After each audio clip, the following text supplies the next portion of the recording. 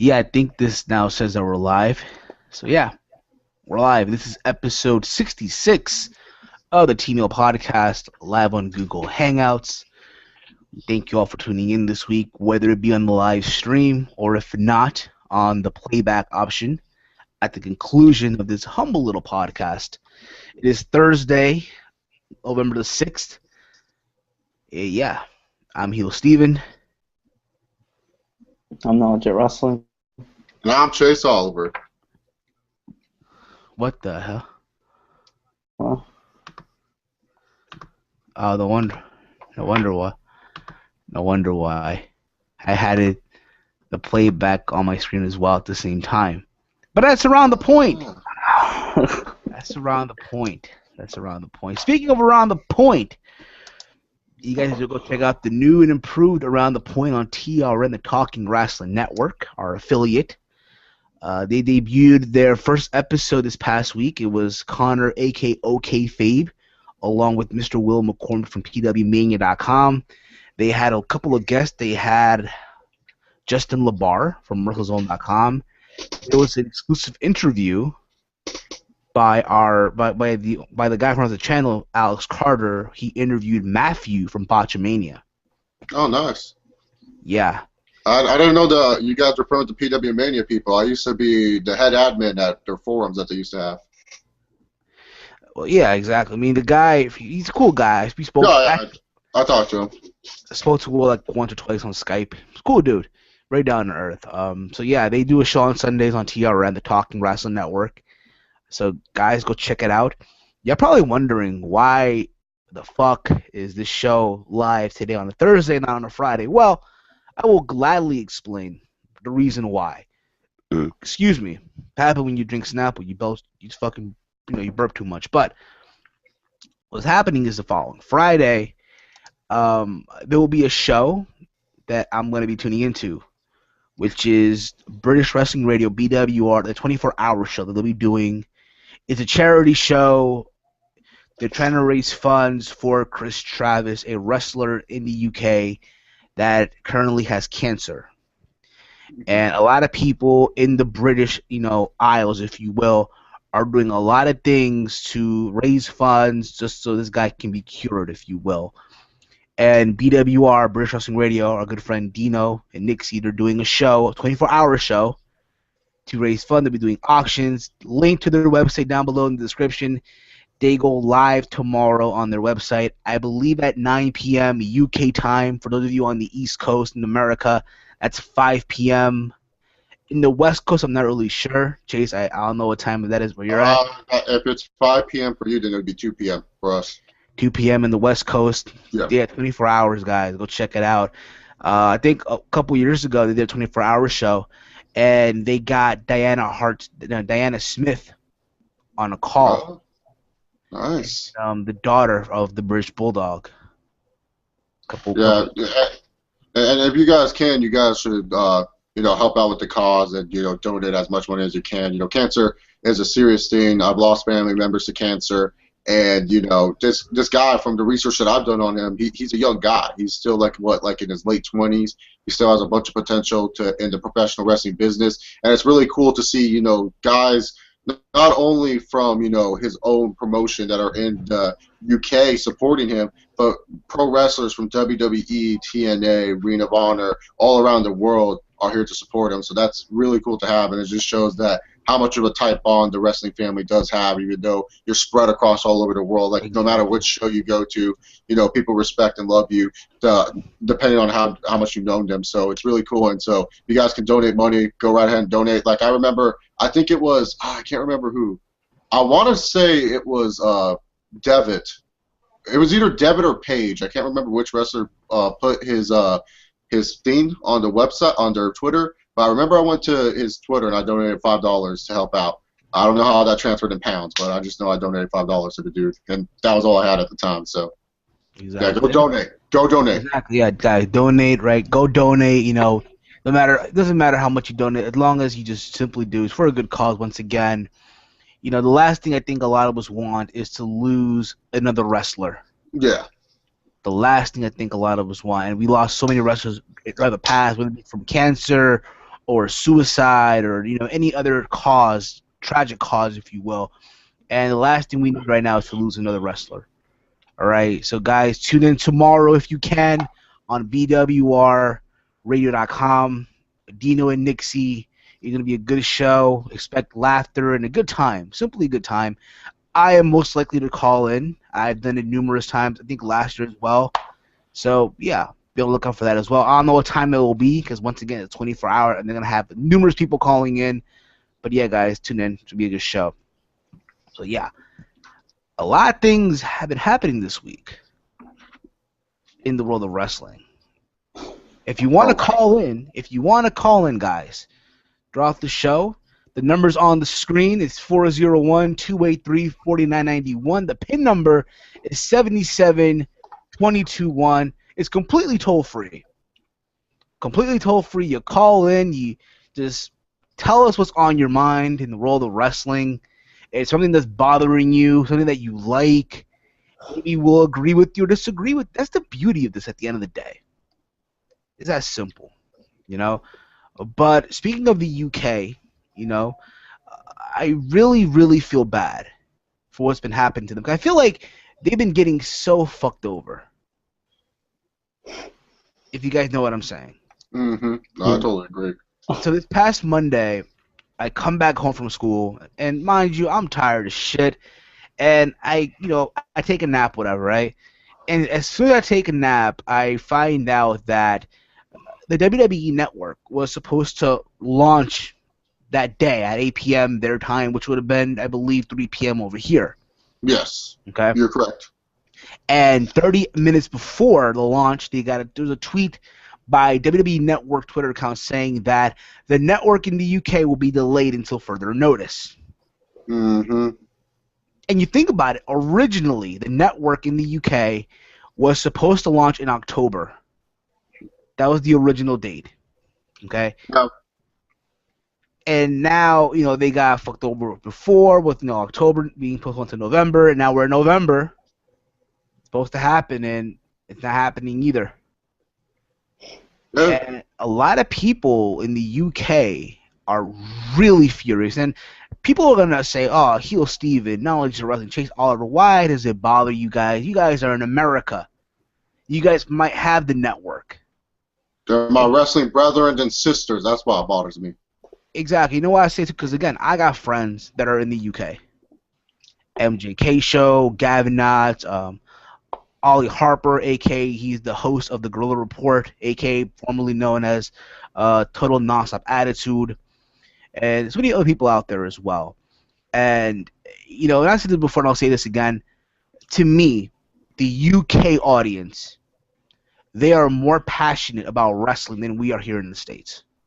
Oh, yeah. Especially if you look at the last 10 years, definitely. I can't disagree with you on that. Besides, like, Chicago, I'll take any UK crowd over any American WWE crowd. Like, it goes Chicago, UK, Madison Square, and then maybe Philadelphia, and then that's it. And then all the Canada cities afterwards. Put it this way, right? They literally shit on us. Whenever they come over for WrestleMania weekend, that Raw after Mania, or that WrestleMania night, they shit on us. They always have, like, the best, the past three years has just been awesome with them. Like, just going crazy with the chants. I mean, before it was kind of tame, but then afterwards they were just like, you know what, we're just going to have fun during this. And, we've had some awesome moments. And, I mean, they made Fandango into a fucking star, for fuck's sake. Here's this lame, here's this lame dancing gimmick that shouldn't be over. And freaking everyone's like, duh, duh. Like, they made him over. They gave probably one of the biggest reactions in Dolph Ziggler's career. Like, that was one of the loudest reactions you've ever heard in wrestling when Dolph Ziggler came out and everyone was freaking out that he was going to cash in the briefcase. I mean, they've helped out so many superstars and have made really good moments. They've almost, like, to the hardcore wrestling fans, a lot of people say, oh, I enjoy the Raw after WrestleMania more than WrestleMania in itself, which I disagree with, because WrestleMania is on a whole different level. It's inside of a stadium. It's really big. But, no doubt about it. Like, when you get into that small arena with all those loud UK fans going crazy, it's just fun. Exactly. Absolutely. It's amazing. It's fun. I was there for WrestleMania 29 when Fandango, became, a hit for a week, if you will, or two. Unfortunately, myself and knowledge, we couldn't be there for after Mania, unfortunately. But still, it's one of those things where it really sucks. It really does because again, it is a crowd that deserves a WrestleMania for crying out loud. Yeah. They deserve a WrestleMania, and a lot of people are getting the feeling that what's been happening, they're not even gonna get a WrestleMania. Probably not. And from what it turns out, it has a lot to do with WWE's contract that they signed with Sky Sports. They're locked in a contract, I believe, until 2017, where Sky Sports is able to broadcast all of WWE pay-per-views. And that's one of the main selling points of the network is like the pay-per-views that are on the network. And if you subscribe to the network and you're someone in the UK that has Sky Sports, why the fuck would you want Sky Sports anymore, right? Like, what else are you going to watch on Sky Sports? I mean, maybe there's some other wrestling programs on Sky Sports, but really, to be honest, if you have the network and you're just a pure WWE fan, you're just going to watch the network. You're saying, screw Sky Sports, I don't need to see it anymore. And you think about it, too. Right now, this last quarter count that they had, I believe it was 750,000, I believe, right? Something That's around sad. that range. And it's sad, and you think about it, WWE's main goal, as we speak, is to hit 1 million network subscribers by the end of the year. Oh, yeah. And from what it looks like, it's not going to happen, because obviously it's already November, that ain't happening. I'm sorry. And you think about it, if the WWE network had gone to the UK, they would have made it. It would have made it, yeah, exactly. It would have made it, or at least be in the 900,000 range, It would have definitely been there. You see, it made no sense to me why the WWE decided to force the network so early in February. Like, to me, it was just kind of like why would you release it then where a lot of people's interest in the product was really, really low? I mean, besides, like, fans loving Daniel Bryan, everyone thought WrestleMania's main event was going to be Randy Orton and Batista. The only thing that really got us excited in wrestling was that Daniel Bryan was doing yes, and Hulk Hogan was coming back to go brother, brother, brother. So it was like brother. I love Dixie Carter, brother. I got her. Yeah, exactly. She was humping my knee, brother. Yeah, exactly. So it's like why would you just release it to America? Because like the thing is, the WWE they fool themselves what they think about the American audience. They think like in the American. Like where we're at in America, they think that they're such a big deal still here, but they're not. Like they're not really that popular. In the UK, they're far more popular. I mean, like their house shows in the UK, they sell out there all the time. In America, if you go into let's just say if we look into the South of America for WWE, the Southern Territory of America, I bet you they're not selling out anywhere in Louisiana. They're not selling out anywhere in Alabama. They're not selling out anywhere else. Every UK show, they're selling out. So it makes no sense to me. Why don't you give it to these people who actually care about the product, who actually are really passionate, love the business as a whole? You have a lot of talent that have come over from the UK to be really successful. Why not just fucking give them the network? And especially since I know Sheamus is not the UK's biggest boy, and a lot of people don't consider him part of the UK because of the whole democracy thing with Ireland. But, he's still a guy from the European area. I mean, we'll get to Sheamus and we'll get to Sheamus, but right now. Yeah, no, I'm not going to talk about that. I'm just saying. We got our first caller, bro. First caller. That quick. That quick this time. Hey, it's time to pick up the call. Here, see who it is. Connect me. There you go. We're going to connect ourselves right now. Phone.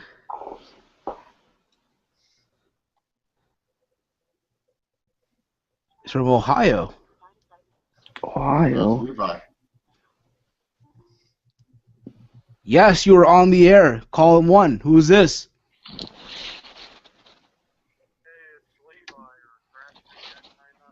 Crash Maniac 99. What's up, man?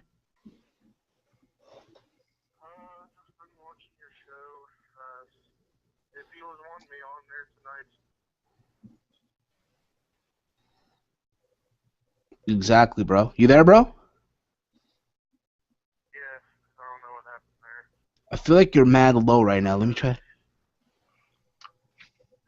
Hold up. One second here. How about now? There you go. Yeah, there we go. All right, there we go. Yeah, how's it going, guys? We're good right now. We're good. I'm here with Chase Oliver 68 with Knowledge at Wrestling. We're just chilling here on this lovely Thursday evening, talking about the wonderful world of pro wrestling as we normally do, as you already would know. I saw that you did a Google Hangout earlier this day, I believe with James Edward Russell, I believe it was. I believe my name was. I believe my name was dropped without my discretion. Without my discretion, it was dropped. Yeah, well, I mean, I did that earlier, but that was before I got really, really sick. Like, I just got bad cold right now. But I figured I'd suck it up and come on and be the first caller on Team Heel podcast, man. All right, that's what's up. That's what's up, man. So what's been on your mind, bro? What's been on your mind, man? What's happened this week with wrestling, bro? What's your thoughts on this network situation, man, with the UK? What's your thoughts on this? Well, I mean, I definitely do think it sucks that the network got delayed in the UK. I mean, it's like the problem I kind of have with the WWE network is kind of the fact that, yes, WWE does not have the 1 million subscribers goal they were trying to go for, but they'll get to that point at some point. It's just not going to happen this year, even though it would have been cool. But as far as the whole UK thing, yeah, it definitely blows because WWE wants to try their hardest to get as many subscribers as they possibly can. But right now they're just not really able to do that at the moment with the UK. And it'd also be nice if they could get in Canada so our good buddy Simon Nyko HD gets the network. Because from the reports that I've read too, apparently WWE and Sky, they're trying to come up to some agreement. And from what it looks like, quite possibly, what might happen is they might get the Canada treatment, where it might be a channel on Sky Sports. Oh, God, that sounds garbage. I agree. It does sound garbage. It really does. Which means is they won't get the full treatment that we do, but what's going to be is only a channel where they'll get the live feed pretty much. That's pretty much what it'll be. Better watch that Excuse Me Cougar Countdown 5 million times. What they do. Exactly. Yeah, I kind of heard That's what we want to see. the whole Sky Sports thing like a few days back. But, yeah. Exactly, bro. Exactly. Hey, yo, man, listen, man. It was great hearing from you, bro. We got to continue on with this show, bro. We appreciate you calling in, all right, bro? Yeah, I mean, like I said, I sucked up me being sick tonight to be a participant in some way, shape, or form on the Team Heel podcast. We appreciate you the call, bro. Before you go, do you want to promote your social media, bro? Your Twitter, your YouTube, for people, to let them know, Sure. Well, first off, I do want to say thank you to all who have subscribed to my channel over the last few years. Finally got to the 700 subscriber point, and that's huge for me. There's going to be a lot of things going to be coming up for the whole 700 subscriber thing coming real soon. But my YouTube channel is ThrashManiac99. My Twitter is @ThrashManiac99. And I'm on hitbox.tv/ThrashManiac99 and twitch.tv/ThrashManiac99. I'm pretty much all over the place, kind of. All right, bro. Thank you for the call, man. We appreciate it, bro. We'll talk to you soon, all right, man? Yeah, no problem. I hope you guys have a good show. So thank you to Steven, Walter, and Chase. As always, bro. We love you, bro. Peace. And there you go, guys. That was ThrashManiac99. A good YouTuber, guys. Go check out his channel. Go check out his channel, guys. All right. And tell them that Heel Steve and the good people here at the TEAMHEEL podcast, But yeah, just imagine that though, if the WWE network in the UK became like what Canada has right now with Rogers. Literally, the UK market would be fucked. Why can't they just release the app? Or, I mean, have the network. I think at the end of the day, it goes through Sky, because they signed a deal where Sky is able to provide all their pay-per-views until 2017, something like that. Yeah. Even with an app, you would assume that, hey, I don't know. It's a mess there. It sucks. What happened? It's a Bro, mess. I just there. lost you for like a couple of seconds. I said it's a mess there. It's a mess. Absolutely. It really is, you know. And people, again, you know, when the network happened, oh, look, bro, you got a comment from Final Limits. Chase got a fresh haircut Yep. from Final Limits. Who? Some YouTuber, I don't know, Final Limits. But that's around the point. He comments on a lot of videos, man. He does. Speaking of which, I had to block someone last week for... No. Yeah. So he's not even commenting right now. I thought he was the one That's who right, was Dust. about that. He wrote some stupid shit talking about he has faith that Sin Cara will be the WWE Heavyweight Champion next year. Wow, he's not even with the company. I know. I think he refers to the new Sin Cara, you know, the Hunico Cara, you know, the... Oh, Sin Cara? I don't know. Nah, he won't ever become champion. Like, NXT tag title is the farthest he's going to get. Exactly. But that's around the point, guys. But again, you know, let us know your thoughts, guys, about the WWE Network in the UK. We want to hear your thoughts in the comment section of this video. And yeah, let's move right along. This past Monday on WWE Monday Night Raw, we saw the return of Vinnie Mac, Vince McMahon. No chance in hell. You got no chance in hell. And let's be honest here. It was great to see Vince McMahon come back for an episode of Raw, in my opinion. I thought it was cool seeing him back, you know. And I'll say this about it, you know. McMahon didn't look the same anymore. You can tell. It's obvious, right? Quite obvious. You know, I remember back in the day, you know, the McMahon walk was actually, you know, was fierce, you know. Now it's hella baggy, and it's like, damn. He's just half-assed now. Like it was sad. Like, normally I'd pop when I hear Vince come out, but I just didn't pop. I was just like, oh, why is he coming out here?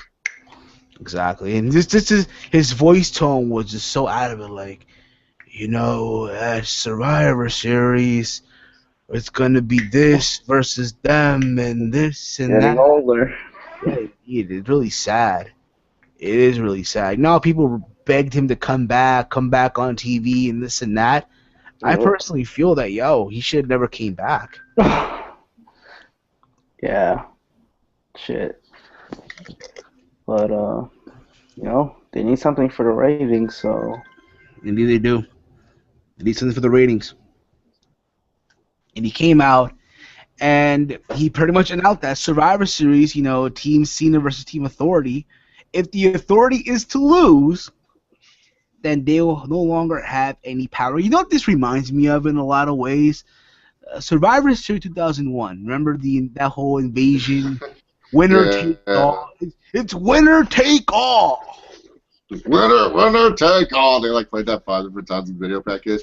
It does kind of remind me of that, man. It's just like this stipulation is so lame and boring. Like, we all know Cena's gonna win now. It's like it's just so obvious. Like, and you don't even care about the Authority, you know, if they end, because somehow, some way, they're gonna still have power. It's like the Authority figures or like GMs nowadays, they're just so weak. I don't really care. So like, what are they gonna do if the Authority loses? Like, what, Sting gonna be like a special general manager for like a month, or is Bret Hart gonna come back with his jean shorts? Like, what's gonna happen? Man, there's Jordans, right? And there's Jordan sneakers, whatever.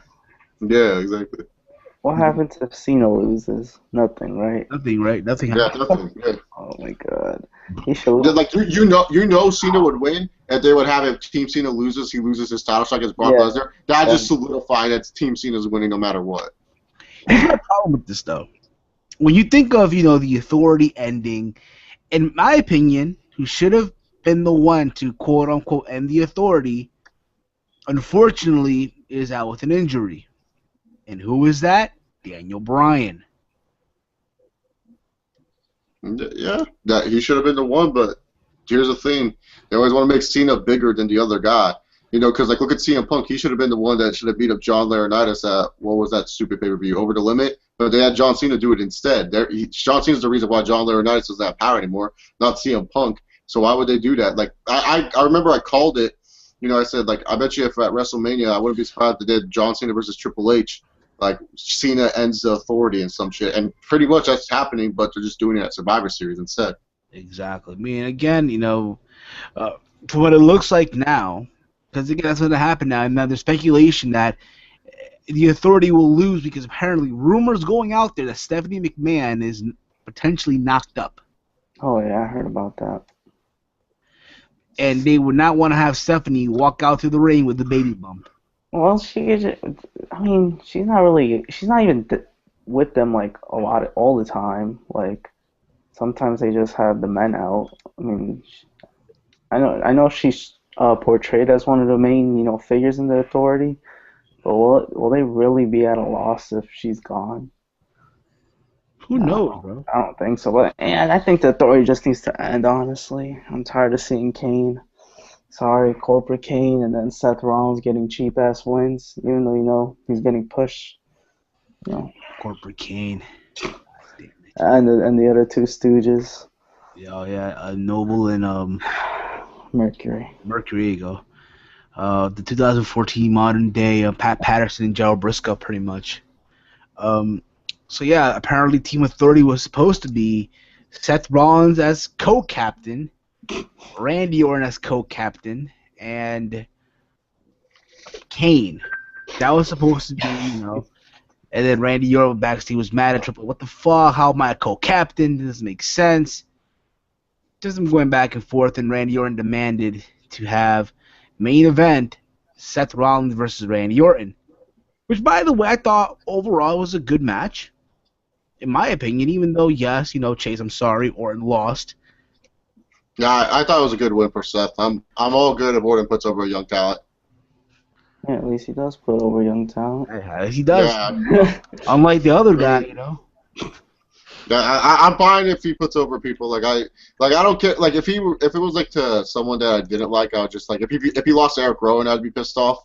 But he lost to Seth Rollins, who I think is the most underrated guy for like breakout superstar of the year. I don't think a lot of people are giving Seth Rollins enough love when it comes down to breaking out as an overall performer in the WWE. So I'm glad that he lost to Rollins. Like I used to, and trust me, I used to hate Tyler Black, and now I actually like the guy. So it's kind of weird to actually have someone you hate now that you like. So I'm fine with Orton losing. Again, he's no longer Tyler Black. He's improved.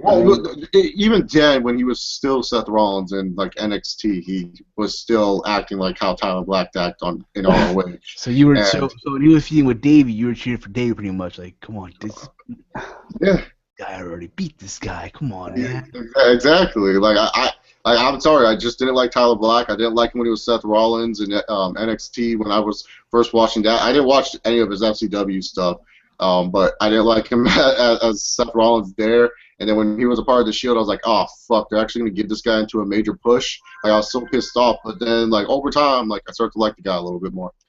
It happens, though, man. He's actually getting a push. People probably don't even notice that, but it's cool, I mean, he deserves it. I thought he was going to be IC champ, actually, when he faced Ziggler. But, Exactly. Absolutely. But, yeah, they had their match, and, Rollins won at the end. They had him, shake hands, and Orton shook hands with, Mercury and Noble and Kane and even Rollins. And then he RKO'd Rollins. Triple H got in the ring. They had a stare down. He punches Triple H, and the Authority at the end have their way with, Randy Orton, to the point where Randy Orton got curb stomped outside the ring by Seth Rollins through the announce table. The table didn't break. That's weird. Mm-hmm. And they're selling this thing that Orton has a concussion, whatever. And apparently, we all know that Orton is going to be out doing a movie. The Condemned 2. Wow. Condemned 2. So pretty much he is the sloppy second to John Cena in this situation. Well, he's like the sloppy seconds for the WWE films. If they can't get the guys to come back for the other ones, they ask them to go film the sequels. Like he was supposed to film Marine, 3, but then the Marines got all pissed off about it because he used to be a part of the Marines and he got dishonest discharge. That's what it was. He got discharged dishonestly, so they kicked him out of that movie. So he did 12 Rounds 2, and now he's cleaning up Austin's mess and he's doing Condemned 2. So Yeah. I'll say this: 12 Rounds 2. If you guys haven't seen that movie, it's actually. I'm not saying this because Randy Orton is my favorite. I'm actually being honest here. It's actually not that bad. I mean, I like the villain in it. The villain is actually very lethal. Like he's actually a villain I like. I was like, God damn, this guy's actually killing people. Like the fuck. Most of these WWE film villains just don't do shit. But this guy was actually legit. So check out 12 Rounds 2 if you guys haven't. I liked it. I thought it was a pretty cool movie. You know, it's a good brain dead movie. It's not going to win you any Academy Awards. It's not like the best movie of all time. But When you think about it, though, there isn't any WWE movie that win the Academy Award, though. No, I'm just saying, like, I don't want people to take what I'm saying the wrong way. I'm just saying that it's a fun car crash movie. If you need an action movie fix and you want like something that reminds you of like a cheesy '90s action movie, but with like current modern times, I think 12 Rounds 2 will get your fix in. I liked it.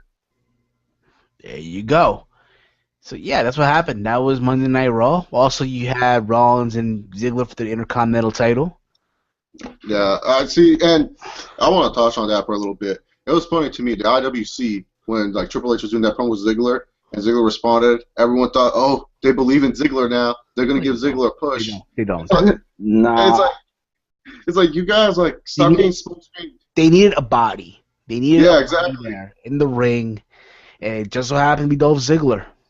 Yeah, exactly. I mean, I said if they cared about Ziggler, they would have had him lose the IC title. That shows that they cared about Ziggler, because then you can set up a Ziggler and Seth Rollins feud at TLC.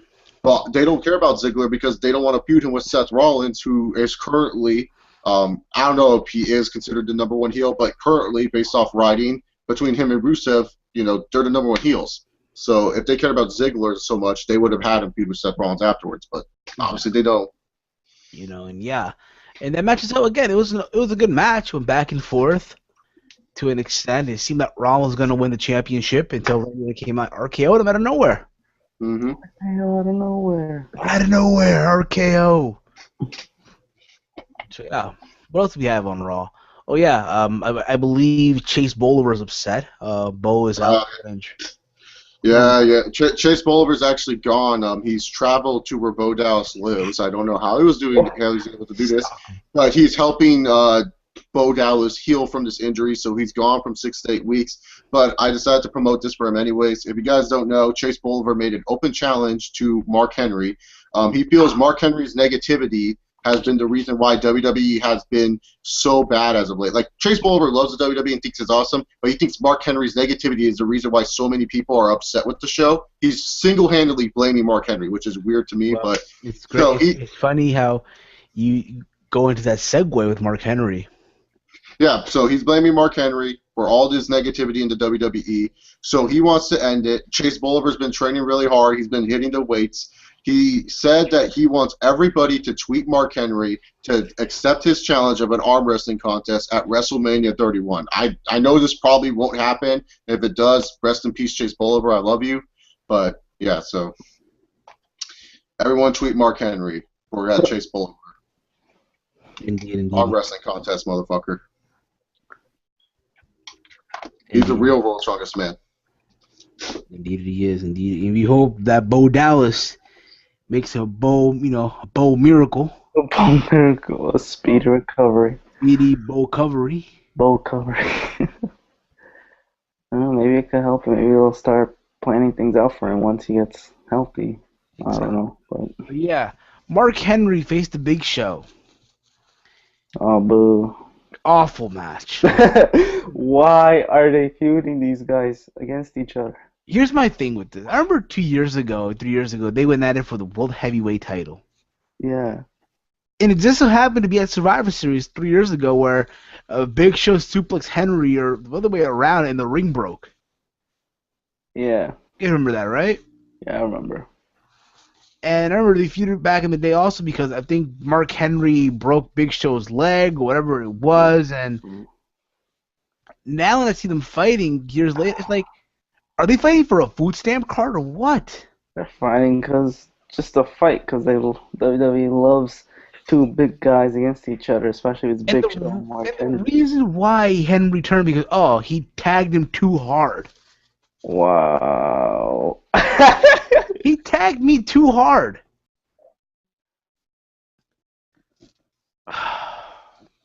I like Mark Henry as a heel, obviously, but wow, I just don't care for the feud. And it looks like, they're just going to be on, well, Henry's going to be on Team Authority and Big Show's going to be on Team Cena, so. I think so. Chase, you still there, bro? I think his connection went off. He'll be back in a bit, we hope. Hope Chase comes back in a bit. But, fuck. Don't want to see that. It happens, These things actually happen. You can't. I don't want Big Show and Henry feuding. I know you don't. I know you. Let me just, second here. What were you saying, bro? What were you saying? I have no idea. All I know is that, yeah, a fucking Big Show acting like Mark Henry and him were best friends and shit.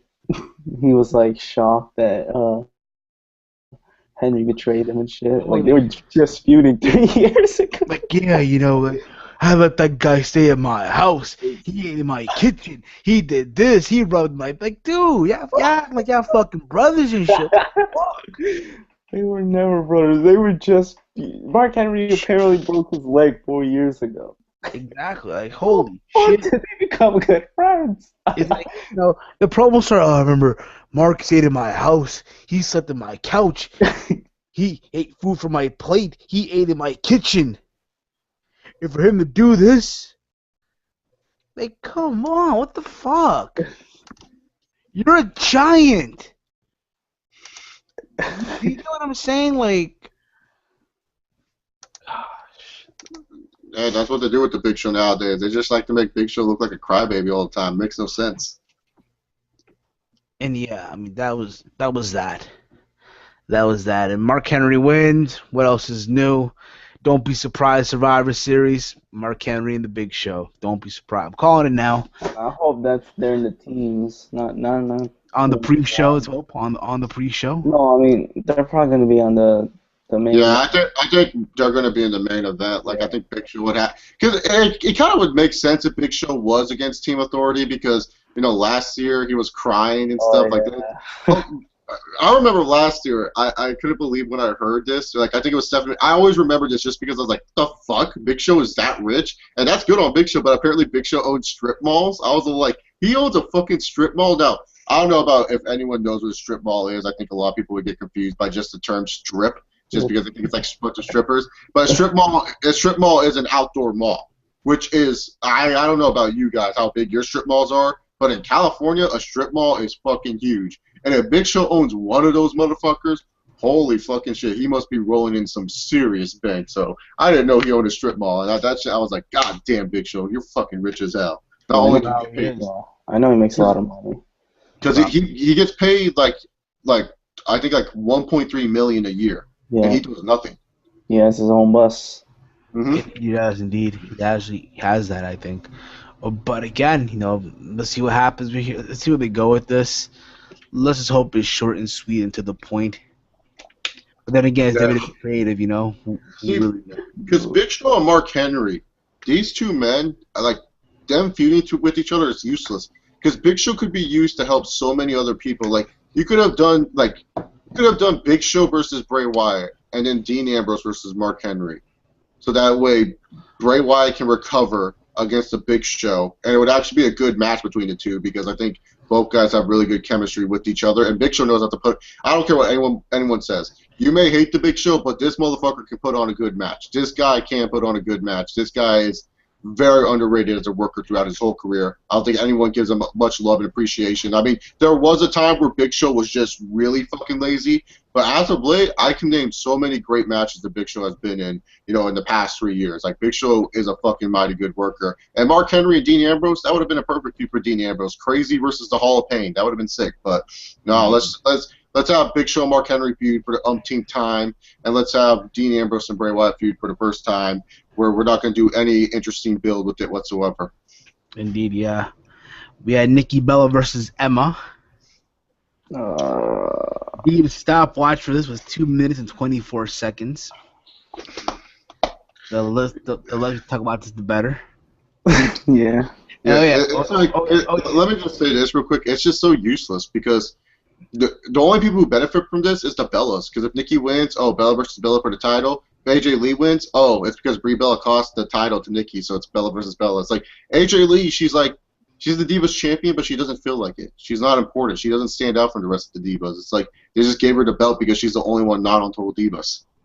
It's funny because there's apparently after the match, Nikki told Brie to go to AJ Lee's face and do something. Apparently, there is a meme posted on the internet, I think the day after, that said, tell apparently the same scenario where Brie told Brie to go to Nikki to AJ Lee's face, whatever, right, and tell her that CM Punk's a quitter, and AJ Lee slapped her, whatever. But yeah, I mean, yeah, Bray Wyatt and Dean Ambrose.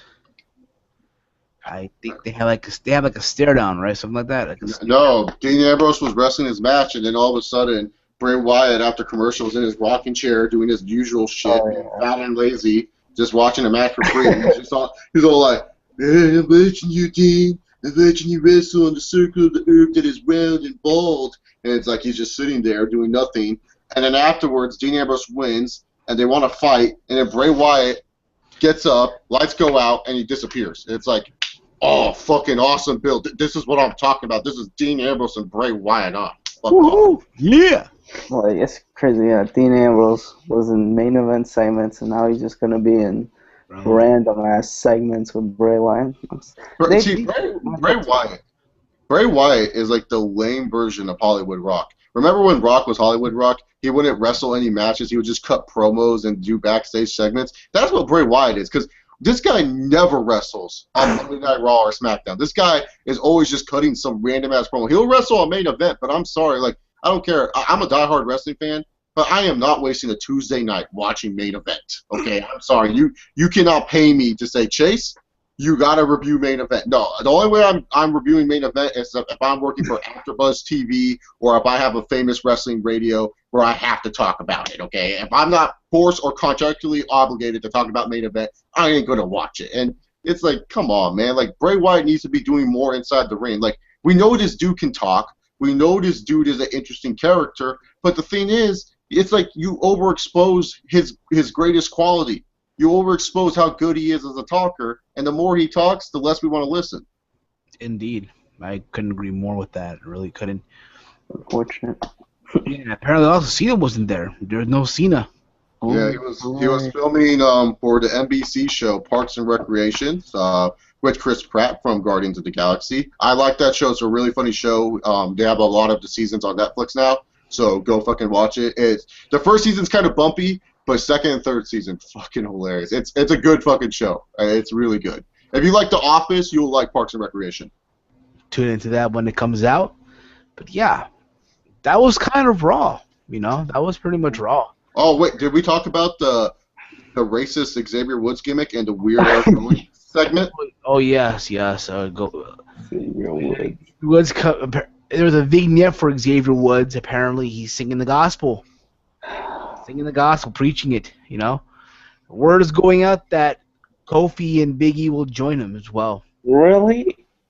God damn, dude. See, can you say the PG version of the Nation Domination?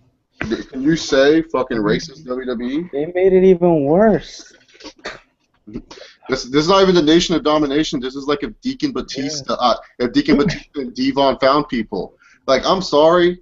It's like, you know, so many people think this, like, the WWE's not racist. They're so racist towards black people. Name me one black wrestler that they've taken seriously. Name me one black wrestler they haven't give some stupid stereotype gimmick to them. And don't say fucking The Rock. The Rock calls himself Samoan. He doesn't even refer to himself as black.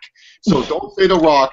Look at every black wrestler in their history. They always have to have something black related to them. Bobby Lashley, oh, he's an angry black guy that likes to fight. Shelton Benjamin, oh, he's an athletic black guy.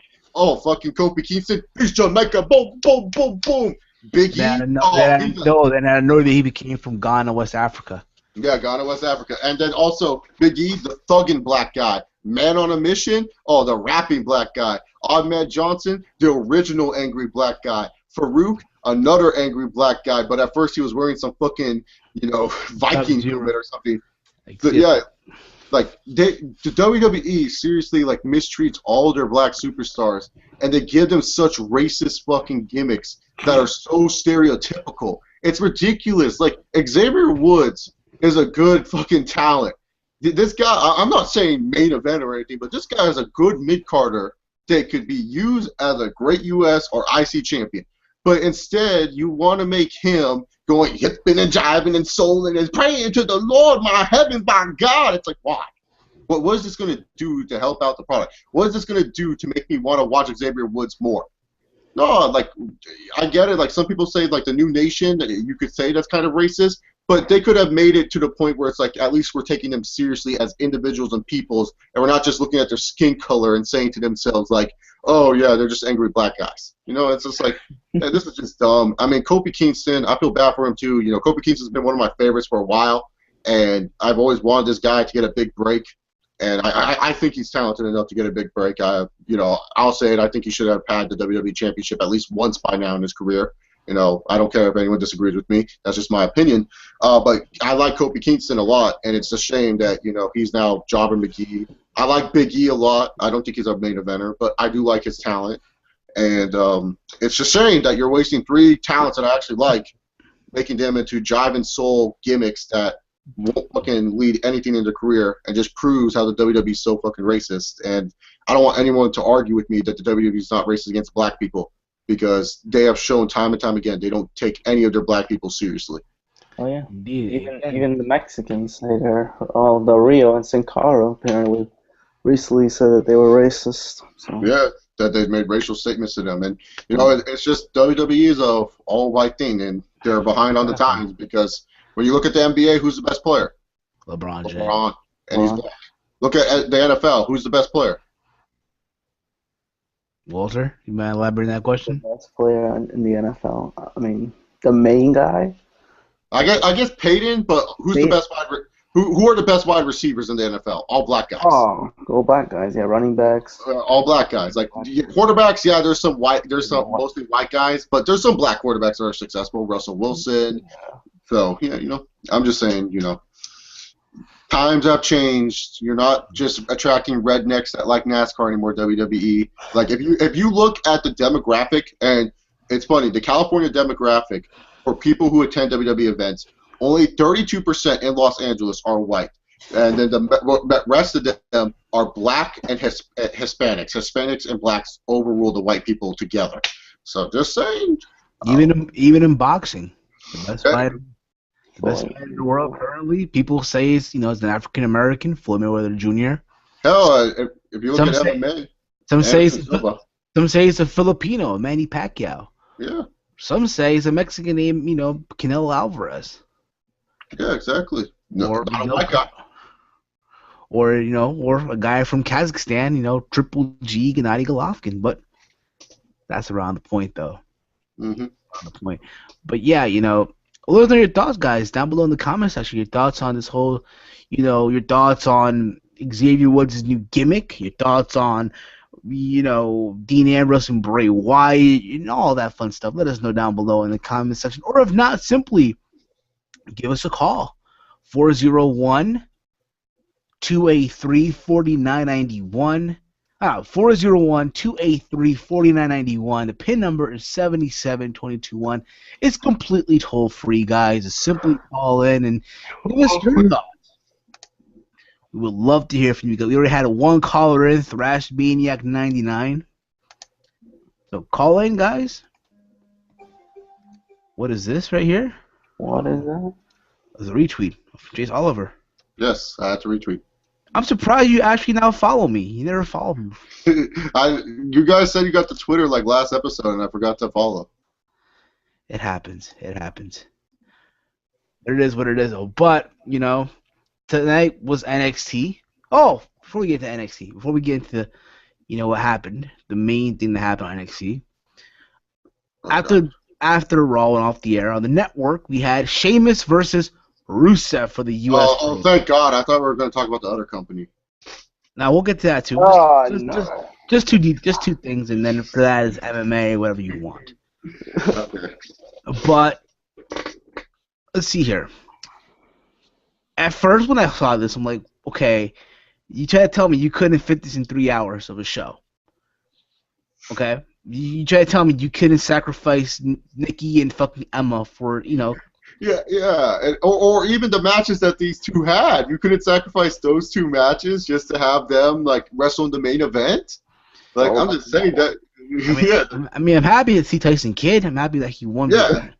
I don't care how he won. He still fucking won. Damn it. That's a fact. But the fact of the matter is, when I look at listen, I have no problem with Rusev winning.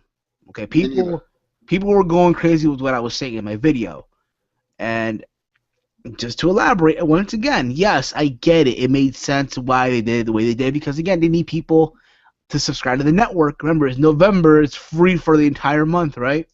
Mm-hmm. It's free for the entire month, right? Yep. So they need eyeballs on the network, and if by doing that, you're rewarded. Hey, you get a championship match at the end of Raw on the network exclusively. And I kind of dig that in a way, but at the same time, it's like, And again, Rusev winning made sense. I was all for that. You think about it, Rusev is Bulgarian, Russian, anti-American. He hates what America stands for, the American establishment, right? And all that, right? Right. And then he wins our belt, the United States title that the WWE has poorly used over the years. Exactly, and that gives him heat. That gives him that. Exactly. But my problem. He's our champion right now. But my problem is with this. My problem with this is the fact that here's a guy who's Russian competing for a shot at the U.S. title. At the time, the champion is a guy from Ireland. Wouldn't it have been much better to give him even more heat if the guy he would have beaten was an American? It would have helped a lot more for sure because like I talked about on the show, like I think a couple episodes ago, where I said, oh, they're just gonna play the card where Sheamus was talking about landing the opportunity into free bullshit, and they did, and no one really cared about the match really. If you watch the network match, the crowd was kind of dead, and they tried to start a "This is awesome" chant, where I was just like, oh my god, you guys is. Fuck, man! If you guys are chanting "This is awesome" for this match, like, holy shit, dude! Show me, like, oh my god, that was just ridiculous. But my problem with this is that not only did we have to sit through 3 hours of Monday Night Raw, which is painful enough. Not only that, with the 20-minute overtime that they had, plus the 15 minutes that it took Randy Orton to get out of the fucking arena, then you give us a 15-minute match. You're giving me almost 4 hours of your product. That is way too much for one consumer to handle, man. This ain't WrestleMania time. This is like Monday Night Raw. That was a pretty decent episode. That's pretty much it. But you're giving it free on the network when the network is just completely free. No one has to pay for it. And it's like, even if you did have to pay for it, I don't care how much heel heat Rusev has. Who in their blue fuck is a dumbass enough to pay $9.99 to sign up to watch this U.S. title match? If you signed up to watch this match, you're a fool and you're a dumb. That's all I gotta say. Because this thing right here, Rusev winning the belt, you know the WWE is gonna shove it down your throats. That's the problem with it. Like, if the WWE were smart, they wouldn't even give out who won on the network. They would say you would have to tune into Raw. So that way you have more of an incentive, like, oh shit, I should have gone to the network. But no, I'm pretty sure if you watch SmackDown tomorrow night, and if you do, I'm sorry that you're watching it. They're gonna show you the footage of Rusev winning the U.S. belt. When you watch Raw before Rusev has his championship celebration, they're gonna shove it down your throats that he fucking won it. So it's like they're gonna show you the footage anyway. So there's no point in getting to the network. And my question is, how often are they going to do this? How often are we going to have it where we're going to get a championship match after Raw? Is this just a one-time thing because it's the whole free network? Or is this going to happen every once a month or type of deal? That's my question. How often is this type of event going to happen for us to really care? To me, I feel WWE did this in a move of desperation. They thought Sheamus and Rusev would be a good match to get fans interested just because, Rusev is undefeated and Sheamus is one of those guys presented on TV as a babyface that can't lose. So yes, it's an interesting matchup, but there is no build into this. Really, you haven't done a good job with Sheamus as United States champion to make me care if he won or lost the belt. They've done a good job with Rusev booking-wise. Rusev is a well-booked character in the WWE. No arguments here, but it's like, even then, I just don't care about who he's facing. So why would I want to even go watch this on the network? Like, I only watched it for review purposes. I'll be honest here. I didn't watch it, for my own personal enjoyment. I watched it just so I could talk about it in my Raw review. I just think it's dumb that WWE did this, and especially on the heels of the whole UK screw job where they didn't get the network themselves. Why would you even continue this on? You just gave away a match that I think a lot of people want to see from the UK, for free on the network to us people. It's just dumb. It's dumb what they did. I don't agree with these post-network matches, these dark matches on my network. I think it's just a dumb idea overall. They need to stop it. Too much wrestling for me, man. Like, I'm fine with, my 3 hours of Raw. That's good enough for me and my 1 hour of NXT or 40 minutes of NXT, technically, because I fast forward through the commercials on the network itself. But you know what I'm saying? Like, too much, man. Oh, exposure. Exactly. But that is what it is. What it is, Yeah. People are saying now that, hey, most likely the guy to end, this run of Rusev would likely be John Cena. Or to me, I don't think it's going to be John Cena anymore because they gave him the U.S. belt. Yeah, that's who I'm thinking it's going to be. I think it's going to be Ryback because they gave, to me, if you're going to send Rusev to John Cena, no U.S. title because. Bitch, please. You think John Cena's going to go, oh, you know what, guys? I'm going to go back down, go win that U.S. title and make it spin again, boys. Like, no, he ain't going to go back down to that. Like, I think it's Ryback that's going to end Rusev's. And I would actually prefer Ryback over Cena because I am a Ryback fan. I love the big guy. I've been supporting the big guy since he was getting pushed. I've always loved Ryback. I was the only motherfucker defending this dude against the Shield on the YouTube. If you watch my old reviews, you will see me pissed off. Like, why does my boy have to lose to the Shield all the time? Like, don't get me wrong, they're talented kids, but why does my boy always have to lose? So I love the big guy. I would love to see the big guy get a push again. And I'm just saying, Ryback is a former WWE champion. He got up from that last man standing match. John Cena didn't. Ryback is a one-time WWE champion. John Cena never gave him the belt because he's an asshole. And we're now joined by American Alucard. What's up, American Alucard? What's up, guys? Sorry about being late. You came just in time, guys, just in time. You know what I'm saying? But again, it could be possibly Ryback. It could be him. Yeah, I would prefer it more than him than Cena because at least with Ryback, you're elevating two guys to be big time stars. Instead of just with Cena, where it's like we know for a fact that it's like 99.9% chance that Cena's going to win, and it's just a 0.1 chance of Rusev winning the match. At least with Ryback and Rusev, it's kind of 50-50, so I'd be cool with that. Exactly, absolutely with that. Ryback could win the U.S. title. So people are saying WrestleMania. Do you think they'll stretch it out to Mania? I think they will. What I think they're going to try to do with Ryback is they're going to give him a really good rub here. I think he will be a member of Team Cena. He'll have a good dominant performance in that match. I don't think he'll get eliminated by Rusev. I think they're going to set up something else for Ryback in that match, then go on to TLC to beat that guy. In the Rumble, have him have a strong showing, and then he's going to get eliminated by Rusev in the Rumble. At Fastlane, you do something between these two guys where it's not really a match. It's just like Fastlane, whatever their pay-per-view is called in February. You do something between these guys that's not a match. Then at WrestleMania, you have Ryback versus Rusev. It'd be fucking epic. And, Ryback, the Feed Me More chant, it's easy to chant for. Fans like saying Feed Me More. It's catchy. It's good. It would work out. I think it'd be perfect. But it would kind of be refreshing to see Cena once again go for the U.S. title. I won't be denying that. It would be kind of funny and refreshing that Cena's going again for the U.S. title. But we all know that ain't happening.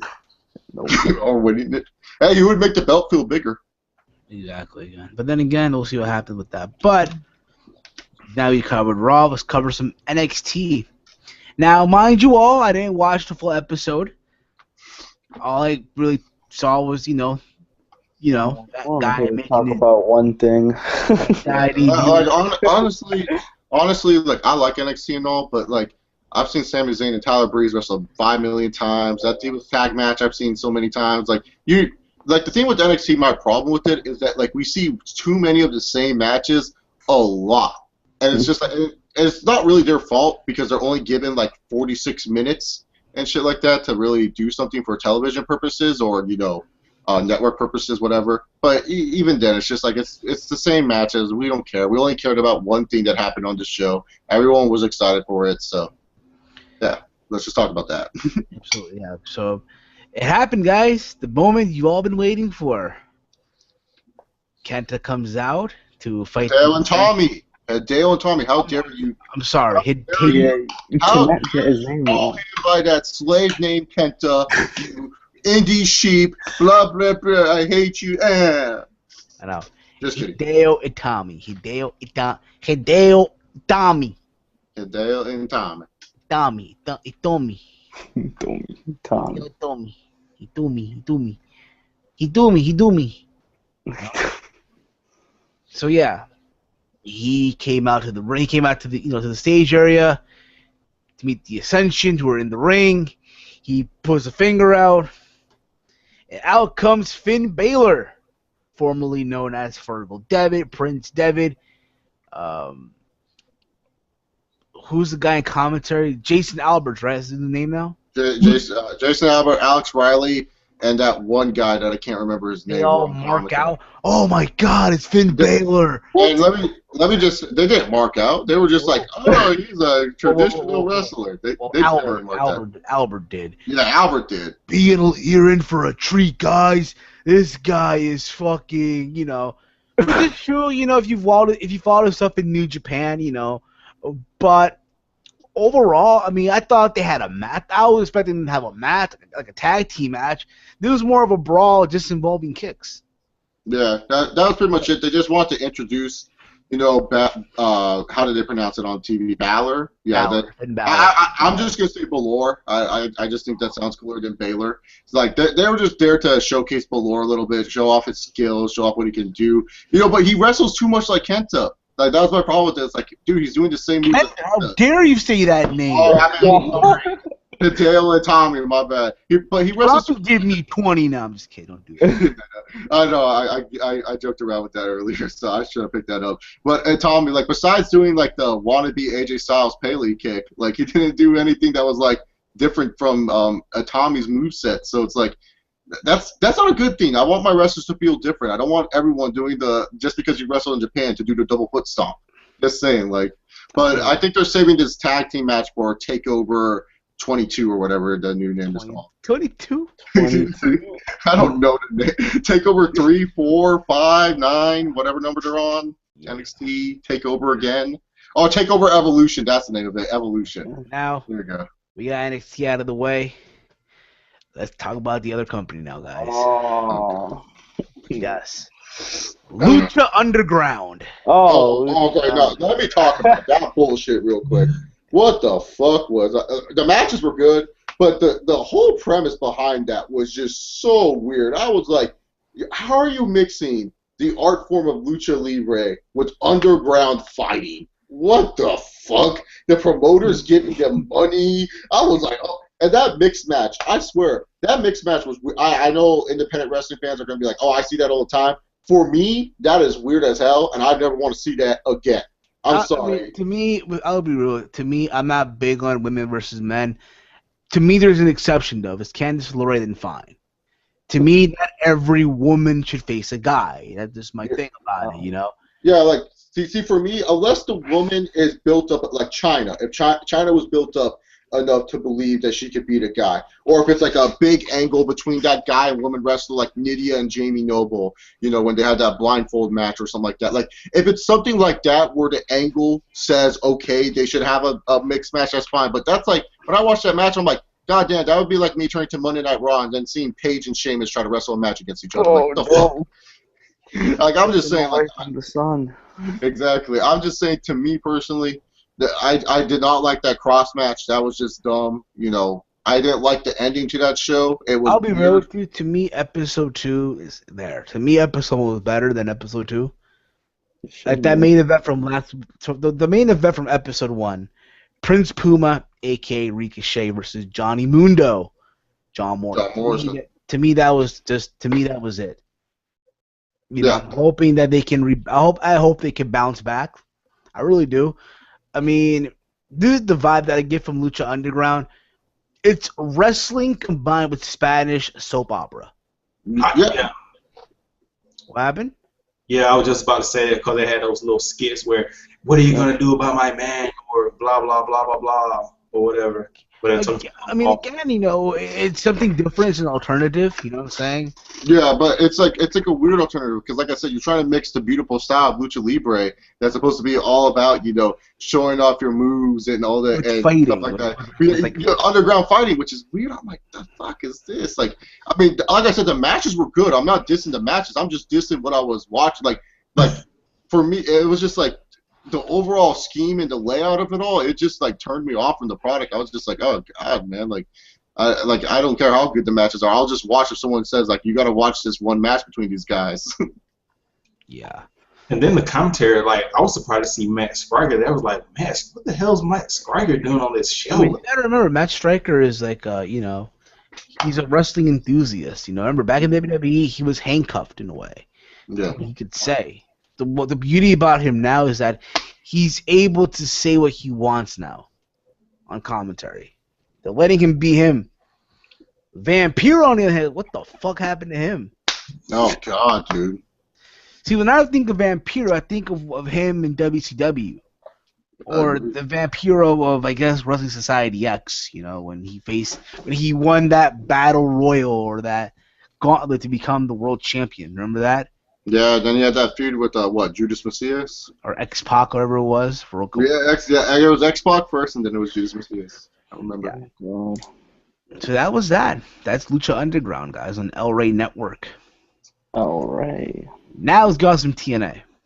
Now, mind you all, I didn't watch the whole Impact last night. I came back, watched part of it, and was knocked out in bed. It was nothing special, but it was, you know, just like we seen with TNA. Good wrestling, nothing that's going to blow your socks off. That's what it was. I'll say this. The only thing that I saw was Gail Kim versus Havoc. My match of the week. Yeah. I guess so, yeah. I mean, it was there. But I say that because I know it's going to happen. That's why, because I know what's going to happen. That's why I say it was there. Okay. I find out that the Hardy Boys defeat Samoa Joe and Low Key in the tag team tournament. And here's my problem. Listen, I'm sure they'll have a good match next week. I'm sure they will.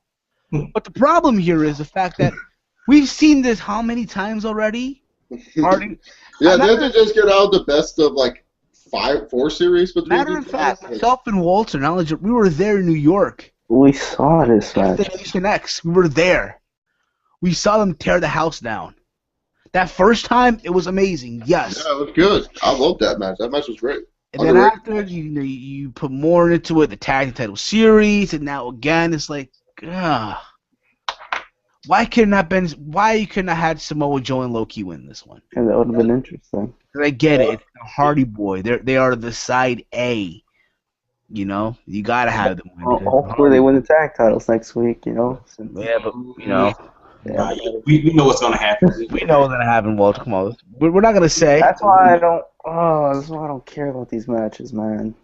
We all know. What else happened here? From what I saw, the main event: Bobby Roode and Bobby Lashley. No, Bobby Roode. It was Bobby Roode versus MVP. I'm sorry, MVP for the TNA World Title. Okay match, nothing big, nothing extraordinary. Bobby Roode wins. And there you go. That was from what I saw from Impact. Oh, cool. One thing I'll say also about TNA from the reports that I've been reading, there's word going out that TNA could quite possibly stay on Spike TV. Horrible idea. That's terrible for the product. Spike TV is one of the worst networks to be on. I said it, and I agree. To me, here's how I view it, okay? To me, there's two sides of the spectrum. There's a good side to this, and there's a bad side, of course. The good side is the fact that, hey, they won't, quote-unquote, die. Yeah, they won't go under, they won't die. Bad side is, they're still on Spike. Yeah, Spike is the shittiest network. If you think about it, Spike TV, all they care about is Bellator or Glory. Matter of fact, if you watch an episode of Impact, you'll always hear Mike Tenay and Taz on commentary from Nashville, Tennessee, in some headquarter building, some studio in Nashville, promoting Bellator, promoting Glory. This Friday night, tune in to Bellator for the semifinals of the light heavyweight tournament. Tune in to see or who's the champion right now in fucking Bellator. I don't know. I don't watch garbage. light heavyweight champion. You tune in to see Michael Chandler versus some bum, whatever his name is, or you kind of get the this is what Bellator is. That company where they bring in the former UFC guy that got released, or they just there to collect the paycheck. That's just pretty much what it is. Yeah, see, Scott Coker, he has to do a good job trying to reform that brand. I like Scott Coker as a fight promoter. He did a good job with Strikeforce over the years. Very underrated for the work that he did. He has an ability to sell fighters that are just mediocre and average, but make you believe they're top 10 in the world. Remember KJ Nunes, Steven? There's KJ Nunes. Apparently, Josh Thompson was good back then, though. So I'll give him a slide on that. But he knows how to promote and make fighters seem good. He has a mess with Bellator because the person who left Bellator beforehand, just literally fucked that company up to no end and just hurt. Yeah, he hurt everything. So Scott Coker will do it. I think Scott Coker will redeem Bellator, but it won't be until another 2 years. And then by that point, I think Scott Coker is an agent under Dana White. I think Dana White's like, hey, Scott, go fucking to Bellator, make all their fighters fucking fuck good, and fucking sell it to me, fuck. Like that. That's what Dana White said. Probably so. Now, guys, if you excuse me, I have to drain the main vein, and we'll continue on to talk around for a little bit. I'm gonna go drain this main vein, okay? Oh God. Oh no. Oh, it's gonna take 20 minutes. No. Alrighty then. So we're gonna talk about. Let's see. What is there interesting to talk about? Any cool things that have happened in the world of professional wrestling under this hour, besides Finn Balor debuting on NXT? How long will Finn Balor last in that developmental system? How long will he be there for? Walter, how long will Finn Balor be in the NXT system?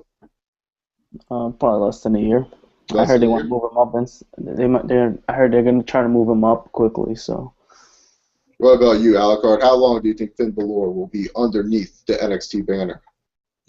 Probably maybe 6 months. But are they going to brand them up as a tag team or individually? That's a great question because I want to know too. I think they should bring them in as a tag team. I think you should make them as the new Strikeforce. That'd be fucking sick. I like Strikeforce back in the day. I thought that was a cool tag team, underrated 80s tag team. They don't need to have the Corey music or the cool video, but that'd be cool. Guys. But back to what I was saying though about TNA before anything, the bad side to this too. Think about it. You always hear TNA promote Bellator Glory, but you never hear Bellator or any Glory shows promoting TNA. Check out this Wednesday night on Impact, Bobby Roode. You never do. You never do. Yes, you'll see Dixie Carter sitting at ringside or a cage side at these shows. Hello, darling. Oh, darling Dixie selling that back entry from Bully Ray. Hardcore superstar. And again, because let's face here, yes, TNA is Spike's highest rated show. Even though sometimes they get a .80 something, .7, whatever you want. Cops gets higher ratings. Yeah, they do, but you know what? Bad boys. That's their highest rated show at the end of the day. But let's face it here, Spike TV uses TNA as the sacrificial lamb to promote all these other shows. But at the end of the day, combat sports draws more than pro wrestling. Oh, money. So it feels up to me if I'm TNA, if I'm Delusional Dixie, darling, I would consider finding another network. I don't think any other, but the thing is, I don't think any other network is really interested. The only network I can see signing them is one of those exclusive networks that wouldn't mind that they only get 1.0 because those exclusive networks TV shows only get 1.0 because they're considered exclusive networks for a reason. So I don't think anyone's interested. But Spike, I mean, really, to be honest, they trapped themselves in the hole by staying with Spike, and it's their fault at the end of the day. Exactly. People might think about it too, though. Again. Let's face it, in the IWC, the cool thing to do, is I would take jabs at TNA and all that. I agree people are entitled to their opinion. That I do agree with. Everyone has a point of view at the end of the day. What I find kind of sad, people say, oh, they want TNA to go out of business. die, TNA, go away, and all that. I see this all the time on social media, Facebook, all these wrestling pages, if you will. No DQ is an example of that. Pretty much what you're implying, people out there, is that you want a company to go out of business. What you're implying is that you want these people to lose their jobs. That's pretty much what you're implying. And you think about it right now, pro wrestling in America, mainstream wrestling in America, is in a coma. Mm-hmm. A complete coma. No one cares about it unless a part-timer that's from the Attitude Era comes back. Oh, yeah, exactly. Like my friend texted me, like I never had my phone blow up while watching wrestling with my friends. Like, you didn't tell me The Rock was wrestling again. Who's this fat guy he's wrestling against? Like, I was like, okay, he's not wrestling. He's just cutting a promo on the dude. You too hot. You too hot. Like, yo, bro. The next day at school, dude, you told me what the fuck The Rock was doing on. I'm like, well, I don't know. I didn't know either. Like I would have texted you ahead of time. Like it was funny too. This is actually a WrestleMania 27 story. I remember my friends were very disappointed because they thought The Rock was wrestling for the WWE title at WrestleMania 27 because he was like featured with the Miz and John Cena match. They actually thought he was a part of the match, and they were all disappointed that The Rock was not wrestling for the title. That it was John Cena and the Miz wrestling for that belt. So, hey man, wrestling's in the coma in the U.S. and for me, I don't want TNA to die. I just want them to get better. I just don't care. I think we all do. We all do. I just don't care about TNA because they've shown in the past, year that they just don't care. Bound for Glory was like the tipping point where you made Wrestle One better than your own company. And I read the results for the Wrestle One pay-per-view, and I thought TNA guys would at least get some love on there. Like, they didn't get any love. The TNA guys all got jobbed out. They all lost their matches that they were representing TNA for. And, Wrestle One didn't repay TNA the favor. EC3 won. Wait, he won at the Wrestle One pay-per-view? Yeah, and Samoa Joe. That's two people, though. I mean, I'm just saying, like, they didn't win big matches. Like, they all, won small matches. None of the matches were big on that pay-per-view, to be honest. I mean, the only big match that I'm kind of mad that they didn't, TNA guy didn't win was the Revolution storyline. But it was like Great Muta won that match. But like he's gonna in 2 more weeks or whatever, he's gonna have his 30th anniversary, and it's just like, okay, you win there and then you win and he's always beating Sonata, so it's kind of like he's bearing his all too. And I said this before, I'll say this again. At the end of the day, who I put the blame to is Jimmy Suzuki. And I'll keep on saying this. Fuck you, Suzuki. Go fuck yourself. I wish, someone puts fucking pubic hair in your California rule. Because, again, that's the guy that pretty much wrote that tweet. There will not be no Magnus, no Wolves, no Ares on Bound for... That's the guy. Yeah. Oh, well, no $50 from me. But at the end of the day, here's my honest thought, and I said this numerous times, and I hate being repetitive here. The only way I ever see this company seeing success is when Dixie Carter goes away. That's the only time this company will see success. And I hate to say it, but it's reality, people. Yeah. And I say it because, you know what? A couple of days ago, I was watching an episode on YouTube of Kitchen Nightmares. Okay? And this is what, what the fuck you talk about? Here's what I'm going to say, okay? The episode was about this woman who was a professional belly dancer, right? Yeah. She was a belly dancer for years. She made a lot of money, right? And she decided to open her own restaurant, or like her own steakhouse and all that. But the problem was, this woman did not have a clue about the restaurant business. When it comes to, ordering, tips, and all that. You kind of get the idea, right? She did not know that soup of the day meant that it's soup of the day. She thought that soup of the day was the soup that they served for the entire day for the week. That's how clueless she was. Okay? And she had a clueless chef that would always just lie to her and shit. And again, this is what happens when you don't have experience in the industry, if you will. And that's what I think of when I look at Dixie Carter. Someone who got into the business because, hey, you know what? She saw Vince McMahon run WWE, and fuck, if he can do it, so can I, right? Right. It just so happens that it doesn't work that way. And she's like a mark for the business. Like I know Vince Russo's word should not be taken to full truth, but hey, he's been behind the scenes. We've never been there, so I'm going to take for what he said to be true when he told Sinister Minister, otherwise known as James Mitchell to most people. I still call him Sinister Minister from the ECW days. He told Sinister Minister that yeah, Dixie Carter didn't want to feature you on TV because she was actually scared of you. She actually didn't like any of the bad guys whatsoever back then. You're telling me you own the company and you think like what James Mitchell is saying about Abyss is true? Do you really think Abyss is this, who's a part of your creative team, is this weird guy? Like, God damn, what a dumb bitch. So. And again, listen, I'm sure she can be the nicest person. I'm sure she is in real. She's really nice. I've taken a picture with her. She's always like, one thing is if you guys ever meet Dixie Carter. She's really cool to talk to. I'll be 100% honest here. She's one of the coolest people to talk to. She will listen to you and everything like that. Doesn't mean she will take your advice or anything like that, but she's a cool person. But that doesn't mean shit. Like, you could be the nicest and coolest person in the world. Doesn't matter. If you're the nicest and coolest person in the world and you stuck in the ring, we're still going to say you're stuck in the ring, but he's a nice guy. That type of deal. So. Exactly. I just felt like, I give her credit for trying to succeed and try to be in business in a male-dominant thing. We think of the wrestling business as far as promoters are concerned. You think of it being a male-dominant thing, right? Especially mainstream. You think of it being male-dominant. Yep. I give her credit for trying, but I really do think that this company will see success without her. It depends who runs it next. I think it has to be someone that's in the wrestling business. Yeah, someone that has knowledge for the business. That's the problem with Dixie Carter. She came in not knowing the history of the wrestling business. Yeah, I think the only positive thing about her coming in was the company was pretty much saved. Jeff Jarrett had no money.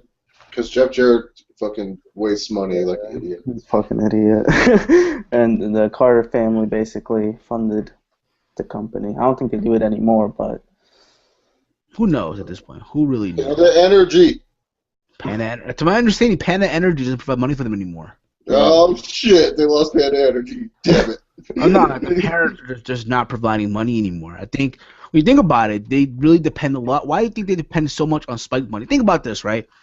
If Panda Energy was providing the money, don't you think they would have been able to provide AJ Styles? They would have given him that bonus that he would have wanted. Yeah, exactly. That's true. Or Christopher Daniels or Kazarian or Chris Sabin. Or Bully Ray. Oh my God, Bully Ray is coming back. He's coming back to New Japan. Oh yeah, you're gonna face Bullet Club guys. Bullet Club. Voila, too sweet. But who knows, guys? At the end of the day, again, I want to see TNA succeed. I really do.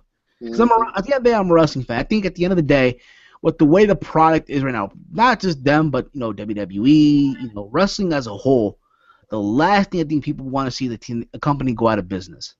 True. The last thing I think you want to see. Because again, you can't have wrestling being dominated by one. You can't. You got to have alternative. And again, one thing I'll agree with a la carte is the fact that yes, their in-ring product has been better than WWE's. That I'll agree with, absolutely. But we'll just see in time. If you want to call in, guys, the number as always is simple. It's 401-283-4991. The extension PIN number is 77221. It's completely toll-free.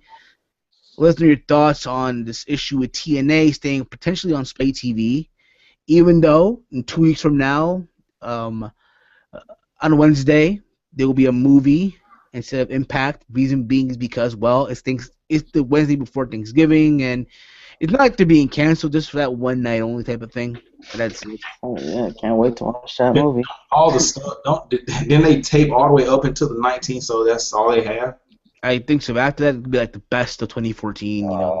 There's a best of 2014. I mean, what are the best moments? Eric Young winning the TNA title or something? Yes. I don't know. I don't really know. What are the best? I'm sorry. Okay, this is actually an interesting topic. What to you would say what would you put on the best of 2014 for TNA? Because the only thing I can think of, and most people will agree with me with, are the showing highlights of the tag team series, showing Bully Ray putting Dixie Carter through the table, even though I hated that, showing Eric Young winning the TNA title, and the New York taping, the New York shows, and yeah, well, that's part of the tag team series, like I talked about. Like Angelina Love versus Gail Kim in the hardcore last knockout standing match.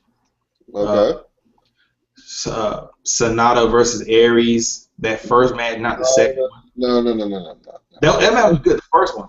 No, I'm saying, but is that really a best of TNA moment? We're like, oh, that's scratch it. I know. You got to scratch it. EC3 versus Bully Ray at Slammiversary. I didn't like the I wouldn't even go with that. Like, wait, who went to the Team 3D going to the Hall of Fame? Okay, that's 5. Yeah, see? You can't even think of a best of 2014 for TNA. I guess Rockstar Spud defending himself against EC. Bobby Roode. I'll say that Bobby Roode winning the title. Yeah, there's a video on YouTube on their channels regarding Rockstar Spud trying to sneak into the TNA office. Yeah, I saw that.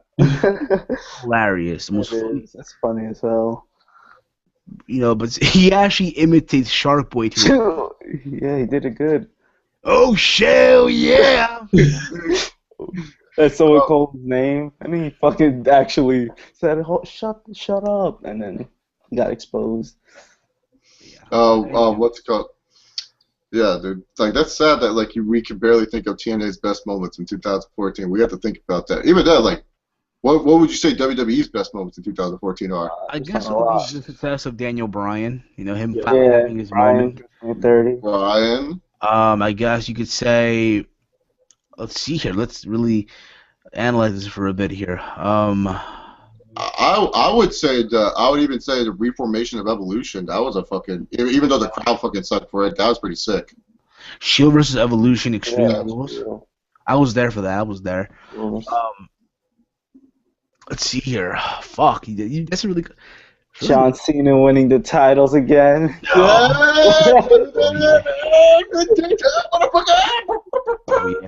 Stop. Bray Wyatt's entrance. Bray Wyatt's entrance at WrestleMania 30. That's not even a great moment. Bray Wyatt, he doesn't have any. I mean, okay. Maybe Lesnar. Maybe Lesnar ended the streak. That could be considered a best moment. We've been doing a lot of people hate it. That's like a shocking.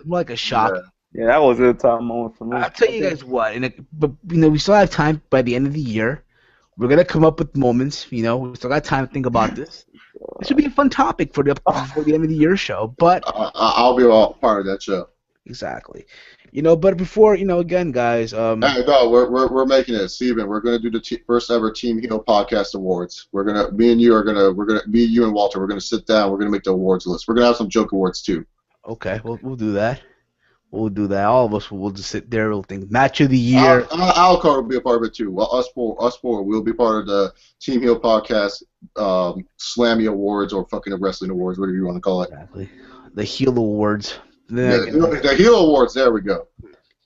Then one of them can win the Wrestling Bear Memorial. Memorial Award. The Chase Bolivar Most Inspirational Wrestler of the Year. The old Bear moment. Bo Dallas. Speaking of that, American Alcor, yesterday I saw your video. Your response to the Lex Man. Oh, yeah. I was with you, bro. I was with you until you lost me at one moment. You lost me, bro. The bromance being a better tag team than the Usos. Oh. Not in terms of being a better wrestler. That's what you lost, like. Not in terms of being better wrestlers, because we know the Usos are far on a more better level than the bromance. Let's not get that. Whatever. I'm saying that TNA made the belts feel more important because they had people chasing the bromance. Nobody really chased the Usos. Yeah, that's true. And also the bromance, like, I'm sorry, I'd rather watch them do some stupid backstage segments than watching the Usos going, oh! But nonetheless, though, bro, it's a very good video. Response to the Lex Man. I mean, the Usos, far better tag team, far better athletes. Yeah, I don't know about entertaining backstage because it's like it depends on your style of comedy. Like, yeah. The Romans are more funny than the Usos. Like I remember the Usos. they cut one of the worst promos. It was like one of those WWE after backstage, whatever they're called, and they're asking about Stardust and Goldust. And so Eden goes, what was going through your head when Stardust and Goldust were attacking you? That's what Eden said. What was going through your head when Stardust and Goldust were attacking you? This is how Jimmy Uso responds. Here's a good team. Here's a team that I can respect. Here's a team that's weird and creepy. But then, and then he realizes he's answering the question wrong, and he goes, they broke my brother's leg, man. And I was like, oh my God, dude. Like, what the fuck? You couldn't say this team is better than you when they were attacking you. Like, God damn, you're stupid. Exactly. That's your God. That's your wrestling talk. Now it's time for some combat sports here. A little MMA, you know. It's where all the wrestling fans go away. Oh fuck, we don't want to hear that shit, guys. No. But yeah, Chase, I'm sure you heard the big news, bro. Yes. Anthony Rumble Johnson is back. He got reinstated. Thank God. Good. Yeah, it's good. It's bullshit. White. Thank you. It's bullshit that he got fucking fired in the first place. I understand domestic abuse was a big situation back then, and a lot of people were trying to cover their ass because of what Ray Rice did. But Anthony Rumble Johnson, his cases were fucking way fucking old. He should have not got fired by the UFC just because of his past. He's a changed man. He's a changed man. I think he was fired. I think he was suspended. No, he was fired. He was legit fired. He lost his contract and everything. Oh, wow. Yeah, I heard Dana White fired. Now the question. So now, who do you think will happen? Who do you think is next for him? I think, if anything, Gustafsson. Yeah, no, didn't Simon? He posted in the thing that it's him versus Gus at January 3rd card. Weird thing about my Facebook today has been acting up. Apparently, people have been commenting, but I can't see what the fuck they're commenting. Simon commented on the thing that it was him versus Gus January 3rd. Oh wow! In that case, then fuck. I think that'll be that'll be a very competitive fight. I think Gus will definitely push the pace on Gustafsson, in my opinion. Yeah, and the thing about Anthony Rumble Johnson, he's always been a very unique fighter. If you remember back in the early days of the UFC, when UFC, like back in 2009, he was 170. Yeah, he was a welterweight. This dude was a welterweight, and now he's a light heavyweight. This guy is one of the most versatile fighters you have ever seen. Is he one of the best fighters ever? No, but he's grown to the point where it's like kind of like with Robbie Lawler. Robbie Lawler used to be kind of a one-dimensional dude. Robbie Lawler has made his game better every time you see him fight. And that's what's the thing with Anthony Rumble Johnson. He's made himself better every time you see him fight. And Gus, you know, to me, he's a good fighter, Gus, and he's kind of like Anthony Johnson. He's been bringing up his game every single fight. So really, to be honest, this is an exciting fight between these two men. Like this, the winner of this fight will go for the strap. Yeah, we'll get a shot at the strap after DC and John Jones finish up their business. So now I got a fight with John Jones. It was bullshit. He had to hurt his knee. Damn, you fucking Wolverine. It's bullshit. But it is what it is. When the news broke out, I went back to Popeyes and had a rice and beans. But hey, it is what it is. But what can I tell you? Yeah, I got the best camp in the world. I'm training with the champion of the world, Cain Velasquez. Right now he's hurt, but it is what it is.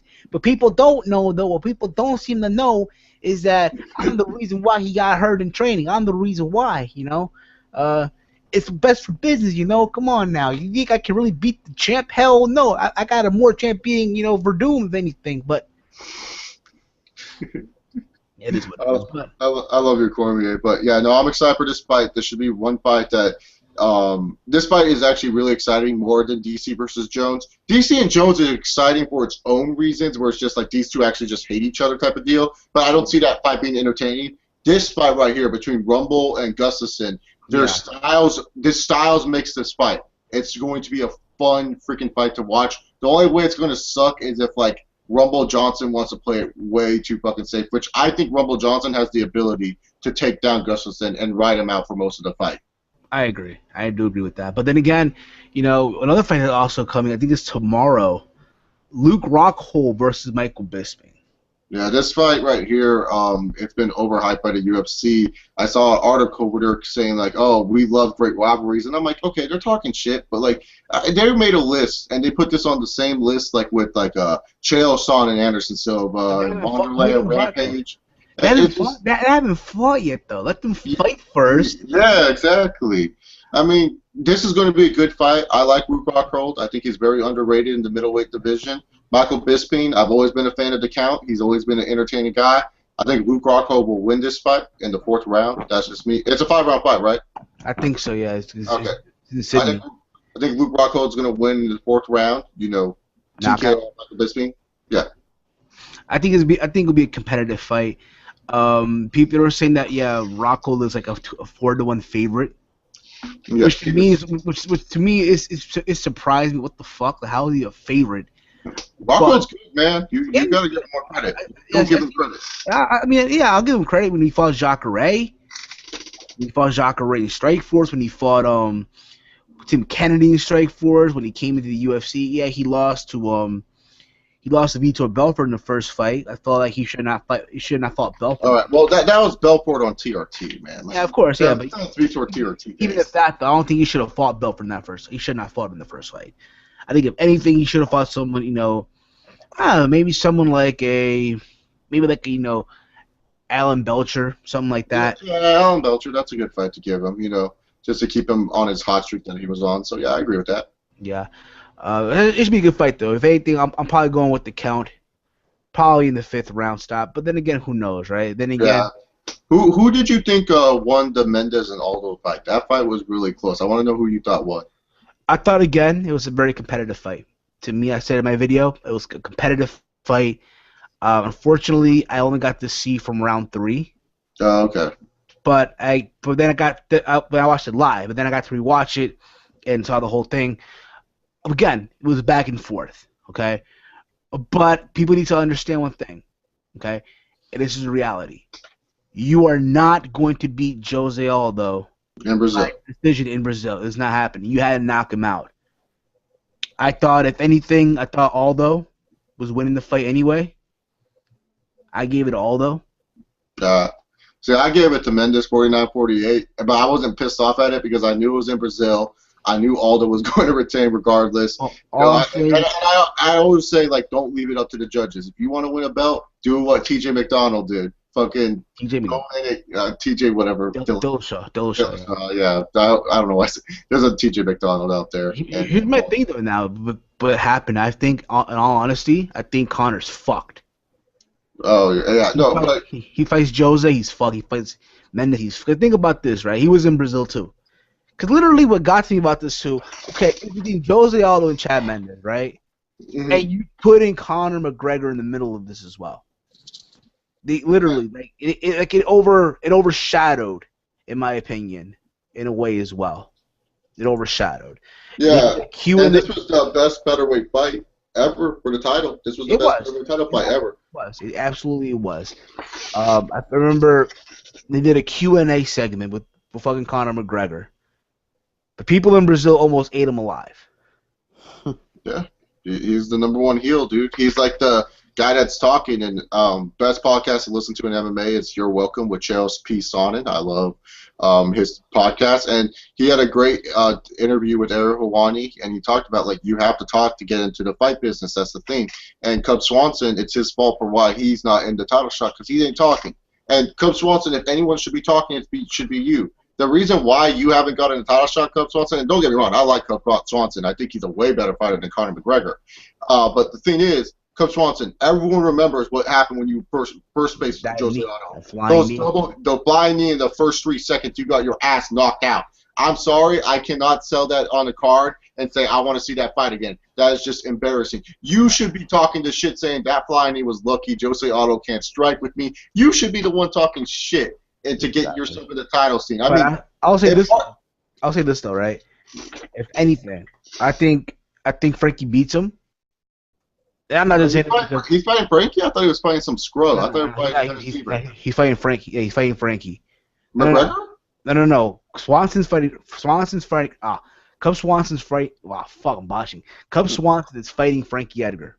Oh, I thought you were saying. I was like, McGregor's fighting Frankie. Oh, he's fucked. McGregor is fighting Dennis Seaver. Yeah, okay. Let's be honest, that's just a tune-up fight for him. Because again, right now the UFC. Let's be honest here, they're lacking stars right now. And they need someone like Conor McGregor.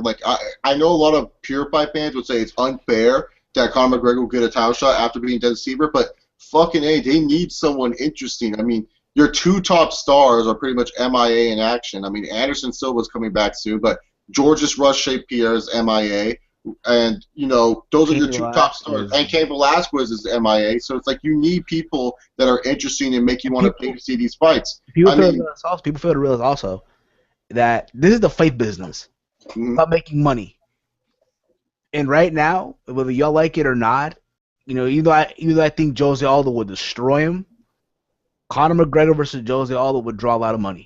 Hey, but then again, everyone thought Anderson was just going to destroy Chael, and Chael brought it to Anderson. That's the greatest thing about fighting. Like I remember it was before wrestling. It was during wrestling practice. My friend asked me, he's like, Chase, who do you think's winning, Anderson Silva and Chael? I said, Anderson will probably win standing up if Chael's stupid enough. But Chael's such an underrated wrestler. I don't think people understand. I think Chael could win if he keeps wrestling and grounding. Do you think though in a stand up, Jose Aldo and Conor McGregor and just stand up?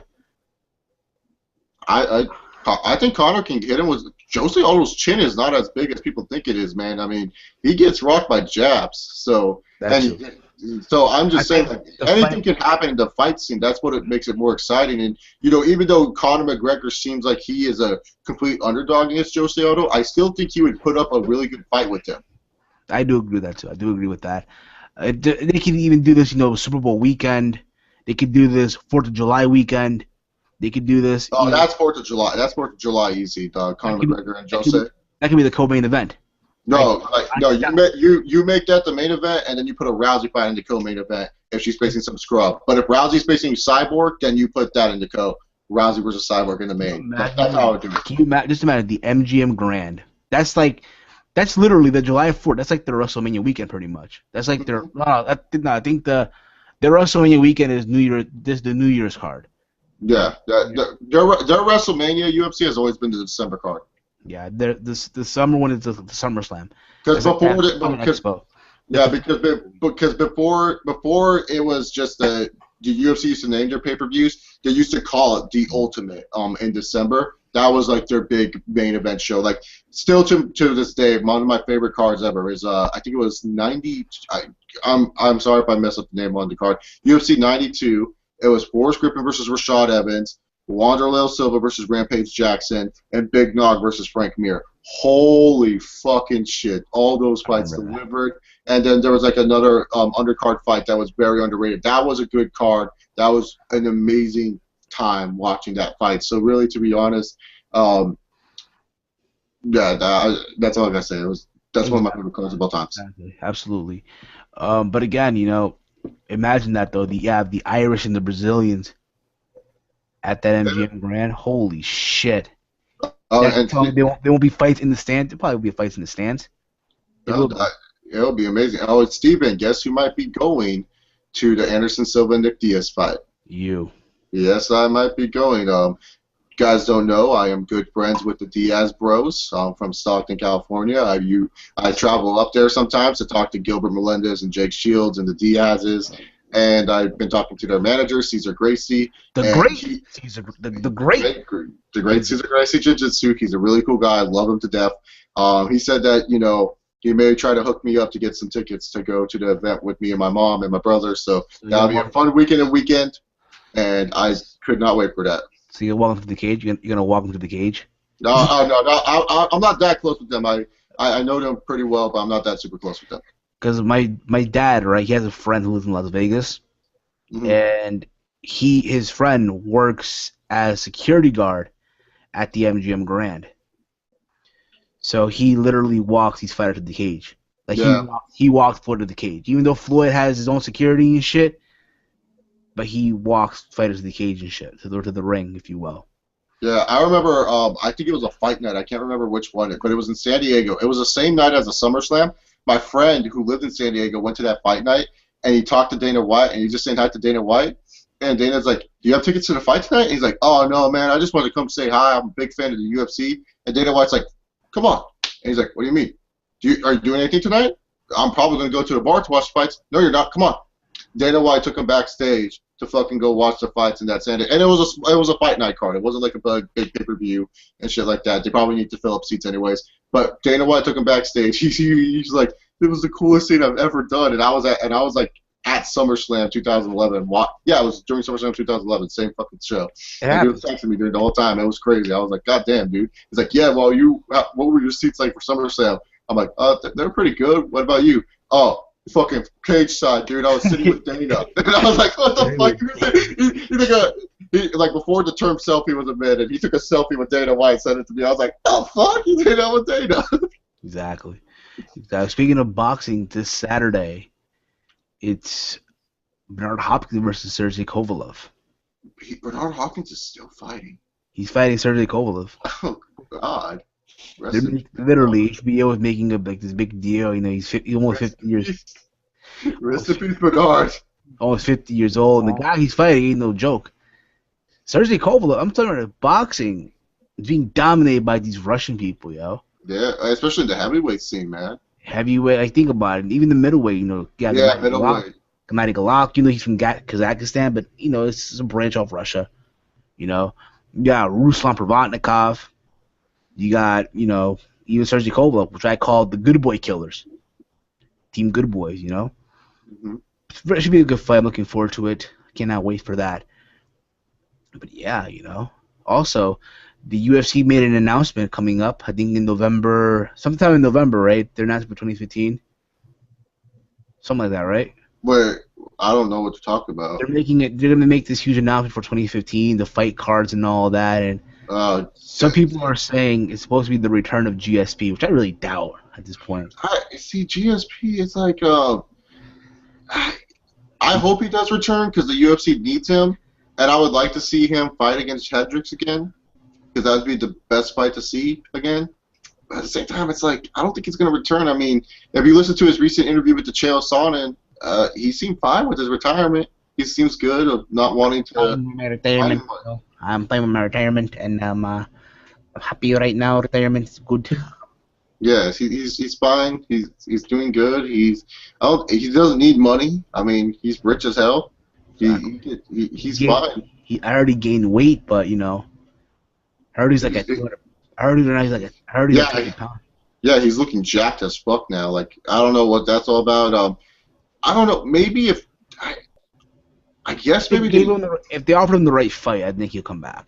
Yeah, like the only fight that I kind of think that maybe he's preparing for Anderson. Maybe like Dana and Anderson, like, because we don't know. Like, the fight business is really shitty as fuck. I bet you they got Anderson Silva in the room, GSP in the room, and Dana White. It's all dark and shit. You can't see anything. It's just like the light bulb. It's like one of those TV things. And Dana White's all like, all right, motherfuckers, here's the deal. Wrote down some checks. Anderson's like, puts it in his pocket. GSP looked at it and he smiled. He's like, but I still want the drug. I want the drug test. I want the Olympic drug test. I want the Olympic drug test. You know. To me, there's no other reason why he's gaining weight besides getting ready for Anderson. Like, I'm just saying, like, you know, he said in the Chael podcast that he's gaining weight, you know, because the other guys in the division are bigger. So maybe that's a hint that maybe he's still staying at welterweight. But for me personally, I think he's gaining weight to get ready for the Anderson fight. It could be, and you know, again, if that fight happens, a little too late, but hey, better late than never, right? It's the fucking fight. I mean, people, no matter what anyone says, people still want to see Floyd and Manny fight. Just like MMA fans want to see Anderson and GSP fight. I'm just saying, like, no matter what time frame it is, we still want to see these guys fight. Exactly. That I do agree with. But again, a lot is gonna happen. Also, I think 2 weeks from now, I think it's Manny Pacquiao versus Chris Algieri as well. Manny Pacquiao versus Chris Algieri. Chris Algieri is the guy. Hey, all I care about is Manny Pacquiao. Don't lose it for Manny Pacquiao to beat up again? Sweet. I can't wait to watch that too. Apparently, Chris Algieri, for those of you who don't know, he's the guy that beat Ruslan Provodnikov. So, rumored because of that, he got a Pacquiao fight. I think this is more like, the guy. I mean, again, I'm not sleeping on the guy, but it should be a very good competitive fight. But yeah, this should be a walk in the park for Manny Pacquiao. Yeah, like, if anything, everyone's gonna get their whole, like, everyone's gonna be like, oh, it's gonna be like fourth round. It's going to be a close fight. You know, the cards are going to be all close for between these two. And then Pacquiao will unleash his like fucking Filipino fury, beat this kid up. This kid will fucking like be done in the 10th round, and then afterwards, Pacquiao will just coast away for a win, and then go like, yes, I'm happy, and all this other crap. Filipino make money. I'm gonna thank God for my victory tonight. Anything possible. And then you're gonna have Max coming. Manny, what is next now? As the promoter, talk to Mr. Bob Arum, my promoter, enough to me. That's a bit. Listen, I got respect for Manny Pacquiao. I think he's a legend in the sport, no matter what. Yeah, no, he is. I'm not denying that. His biggest downfall of his career, he was never his own boss. That's his biggest downfall. You never hear him call out fighters and shit. Yeah, he lets Bob Arum handle anything, and Bob Arum, dude, he screwed you over a fight against Timothy Bradley out of all fucks in the world. I think after this fight, it's like the only fight that makes sense is Pacquiao Bradley 3, but I don't know how Timothy Bradley's doing after that. I don't want to see that fight. That's the only fight that makes sense. To me, Bradley lost that first fight. I don't care what anybody says. So why should I see the second fight? Is to prove a point. Yeah, Pacquiao didn't lose the first fight. So why should I see the third fight? Why? Okay, so about making money. If anything, I'd rather see Marquez Pacquiao 5 than Pacquiao. Oh God. Oh fuck. I'm just saying right now, Marquez and Pacquiao is one of the most overhyped boxing feuds. Like the first 3 fights were good. The fourth one was the way. Yeah. If anything, to the reports that I've been reading, apparently Freddie Roach wants to set up a Pacquiao-Danny Garcia fight. That'd be good. That'd be good. I mean, Danny Garcia will stop cherry picking. That'd be fucking great. Exactly. He probably get his ass beat, but hey, hey, it is what it is, Yeah, like I would. That's it. That's more interesting than first facing Christian, whatever his. Yeah, whatever his name is. And apparently, also in February, I think. Let me see the date here again. I know it's sometime in February that Gennady Golovkin, Triple G, will be fighting Martin Murray. Oh shit. In Monte-Carlo. So to all, and listen, I'm not saying it because I'm a Golovkin fan. I'm not saying because I'm a Golovkin mark, whatever you want. But Martin Murray getting his ass beat by Gennady Golovkin. I'm calling it right now. After this, hey, bring on Canelo, bring on Cotto, bring on Andre Ward, bring them on. What is on? Is Andre Ward still undefeated? I haven't followed this guy because he's boring to watch. I'm sorry, Andre Ward's so fucking boring. Like he's worse than Floyd sometimes. I think he's about to sign with Rock Nation. I think it is. I don't know. Rock Nation. Hey, but is he still undefeated? I think he is. I think he's undefeated. Okay. Here's the thing about Gennady Golovkin. People always give him shit. Oh, you're fighting jabronis and all. The problem is though, people don't want to fight him. That's the problem. People are scared of this guy. Yeah, man, there was like 9 fights in a row, all knockouts. It was like who was it? Fuck man, I'm drawing a blank. It was like a welterweight at the time. I can't remember his name. Rosado? Yeah, there we go. Like no one wanted to fight him for the longest fucking time, and then when everyone wanted to fight him, it was like kind of like when he was like on his downward. Exactly. Cotto's another example. When Cotto was on a fucking fight, like Sergio Martinez has been avoiding Miguel Cotto for the longest time, and I thought it was so funny. I'm sorry, I don't give a fuck how big of a Sergio Martinez fan you are. I thought it was hilarious that the oddsmaker. I was a fan of both. To me, that fight, it was hard because again, I'm a fan of both. I'll be real with you. Before Martinez fought Chavez Jr., I wasn't a fan of, but then he won me over. After that fight, he do won me over. No, but he hasn't fought since like 2012, and I was laughing so hard, and I made bank when they had Sergio Martinez a favorite over Cotto. I was like, I think his last fight was 2013. Remember, he fought Martin Murray in Argentina. Oh, he fought Martin. I didn't even see that fight. They fought in Argentina. It rained, and he got dropped twice. No, God. They say to me he got dropped twice. The second drop it was considered a slip because it rained, but to me he got dropped. I don't give a fuck what anybody says. But to me though, I was in the middle because I was a fan of both. My friend who actually went to this fight, he actually covered boxing on his YouTube channel, Pound for Pound Glory. Go check him out. he actually had to fight when this shit happened. So so him being the Kodo mark that he is, he just went ape shit. And the fact that you might think about it too, right? Here's my thing about it. If you're not gonna fight Triple G, you might as well surrender your title. You might as well surrender your title, or if not, you know what? Retire undefeated, or not undefeated, or retire as champion. Let me correct myself. Retire as champion. If you're Miguel Cotto, might as well retire as a champion. You know. I think Cotto will fight Triple G because Cotto's always been that guy that, like, if you need a big time fight that you know will sell at least a good half of pay-per-view revenue, like, because Cotto's good enough for 400,000 buys. He has a good fan base. Everyone likes Miguel Angel Cotto. He's not a boring fighter. I think Cotto will step up to Triple G. Like, I think he will. He will fight him. But at 160 though, at 160. No, he will. Cotto's always down. Cotto goes up for anyone, man. He's a man. That's why people like him. He fights. I think if anything, have it be in New York, MSG, Puerto Rican Day weekend. Yeah, why not? That should be. If anything, you know what? Okay, my honest opinion, I think Miguel Cotto made an argument for a Mayweather rematch. I'd be open to that too. Oh yeah, definitely. I agree. Because the last thing I want to see is Amir Khan versus Floyd Mayweather Jr. That's the last thing I want to see right now. Who was it that? Who else besides Khan that Floyd Mayweather was offering again? It was like Maidana. Oh, yeah. Oh, that was before the second Maidana fight where he was offering who should I fight next? Yeah, No. What happened was in May, right after Floyd beat Cotto. Yeah. When that fight happened. Floyd was like, Mayweather sweepstakes, whatever, on Instagram. Who should I fight now? I want the fans to vote, and people voted for Amir Khan over Marcos Maidana. But Floyd being Floyd, he chose Maidana. And look what happened the first time. He almost got. People say, hey, he almost got beat, but to me, it is what it is.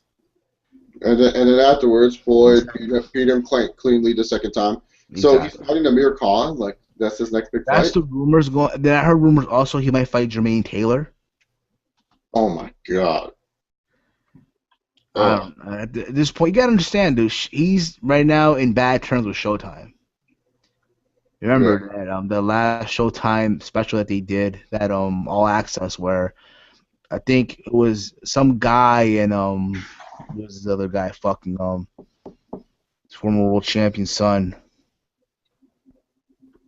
You got what I'm talking about. They did like a sparring session that lasts like one round lasts like 30 minutes, whatever.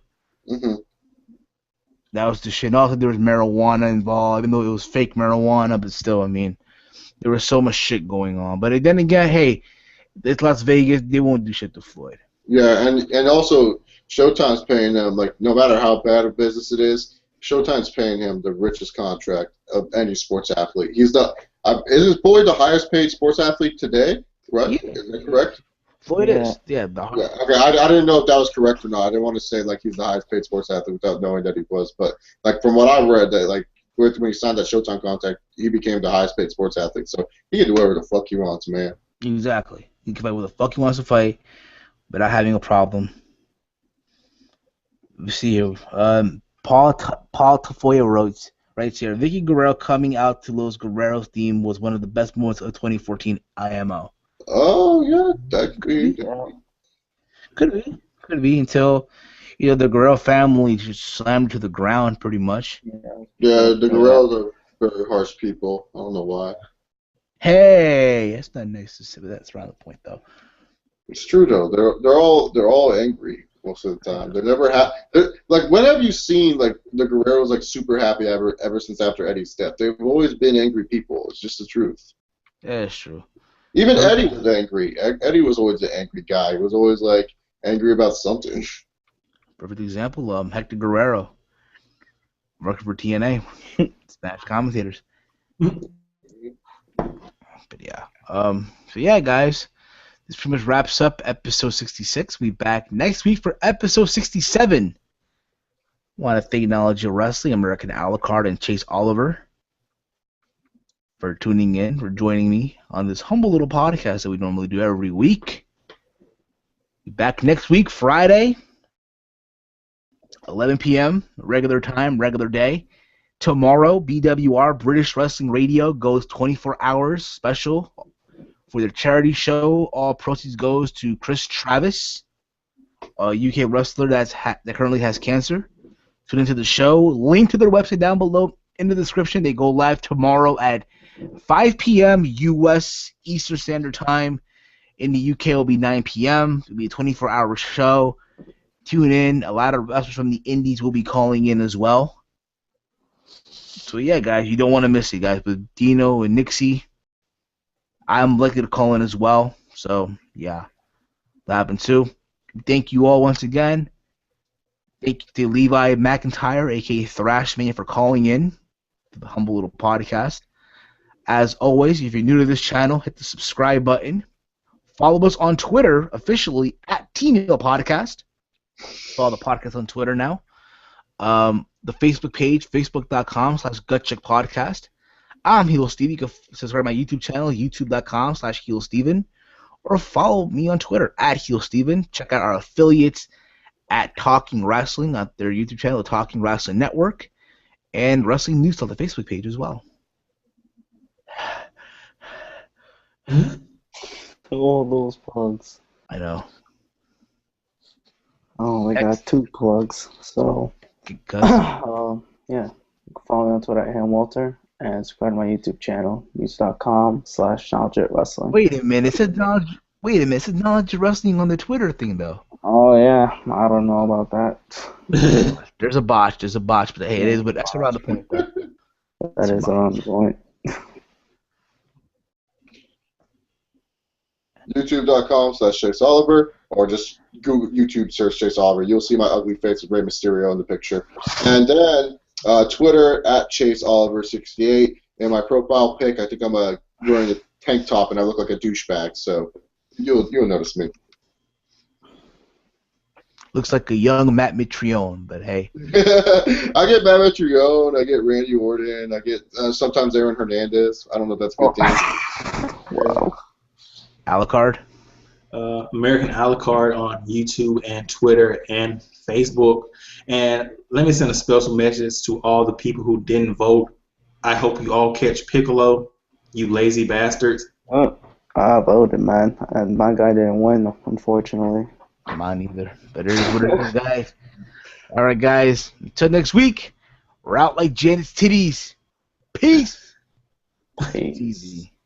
Tip your waiters and waitresses, you low-life pieces of shit. A lot of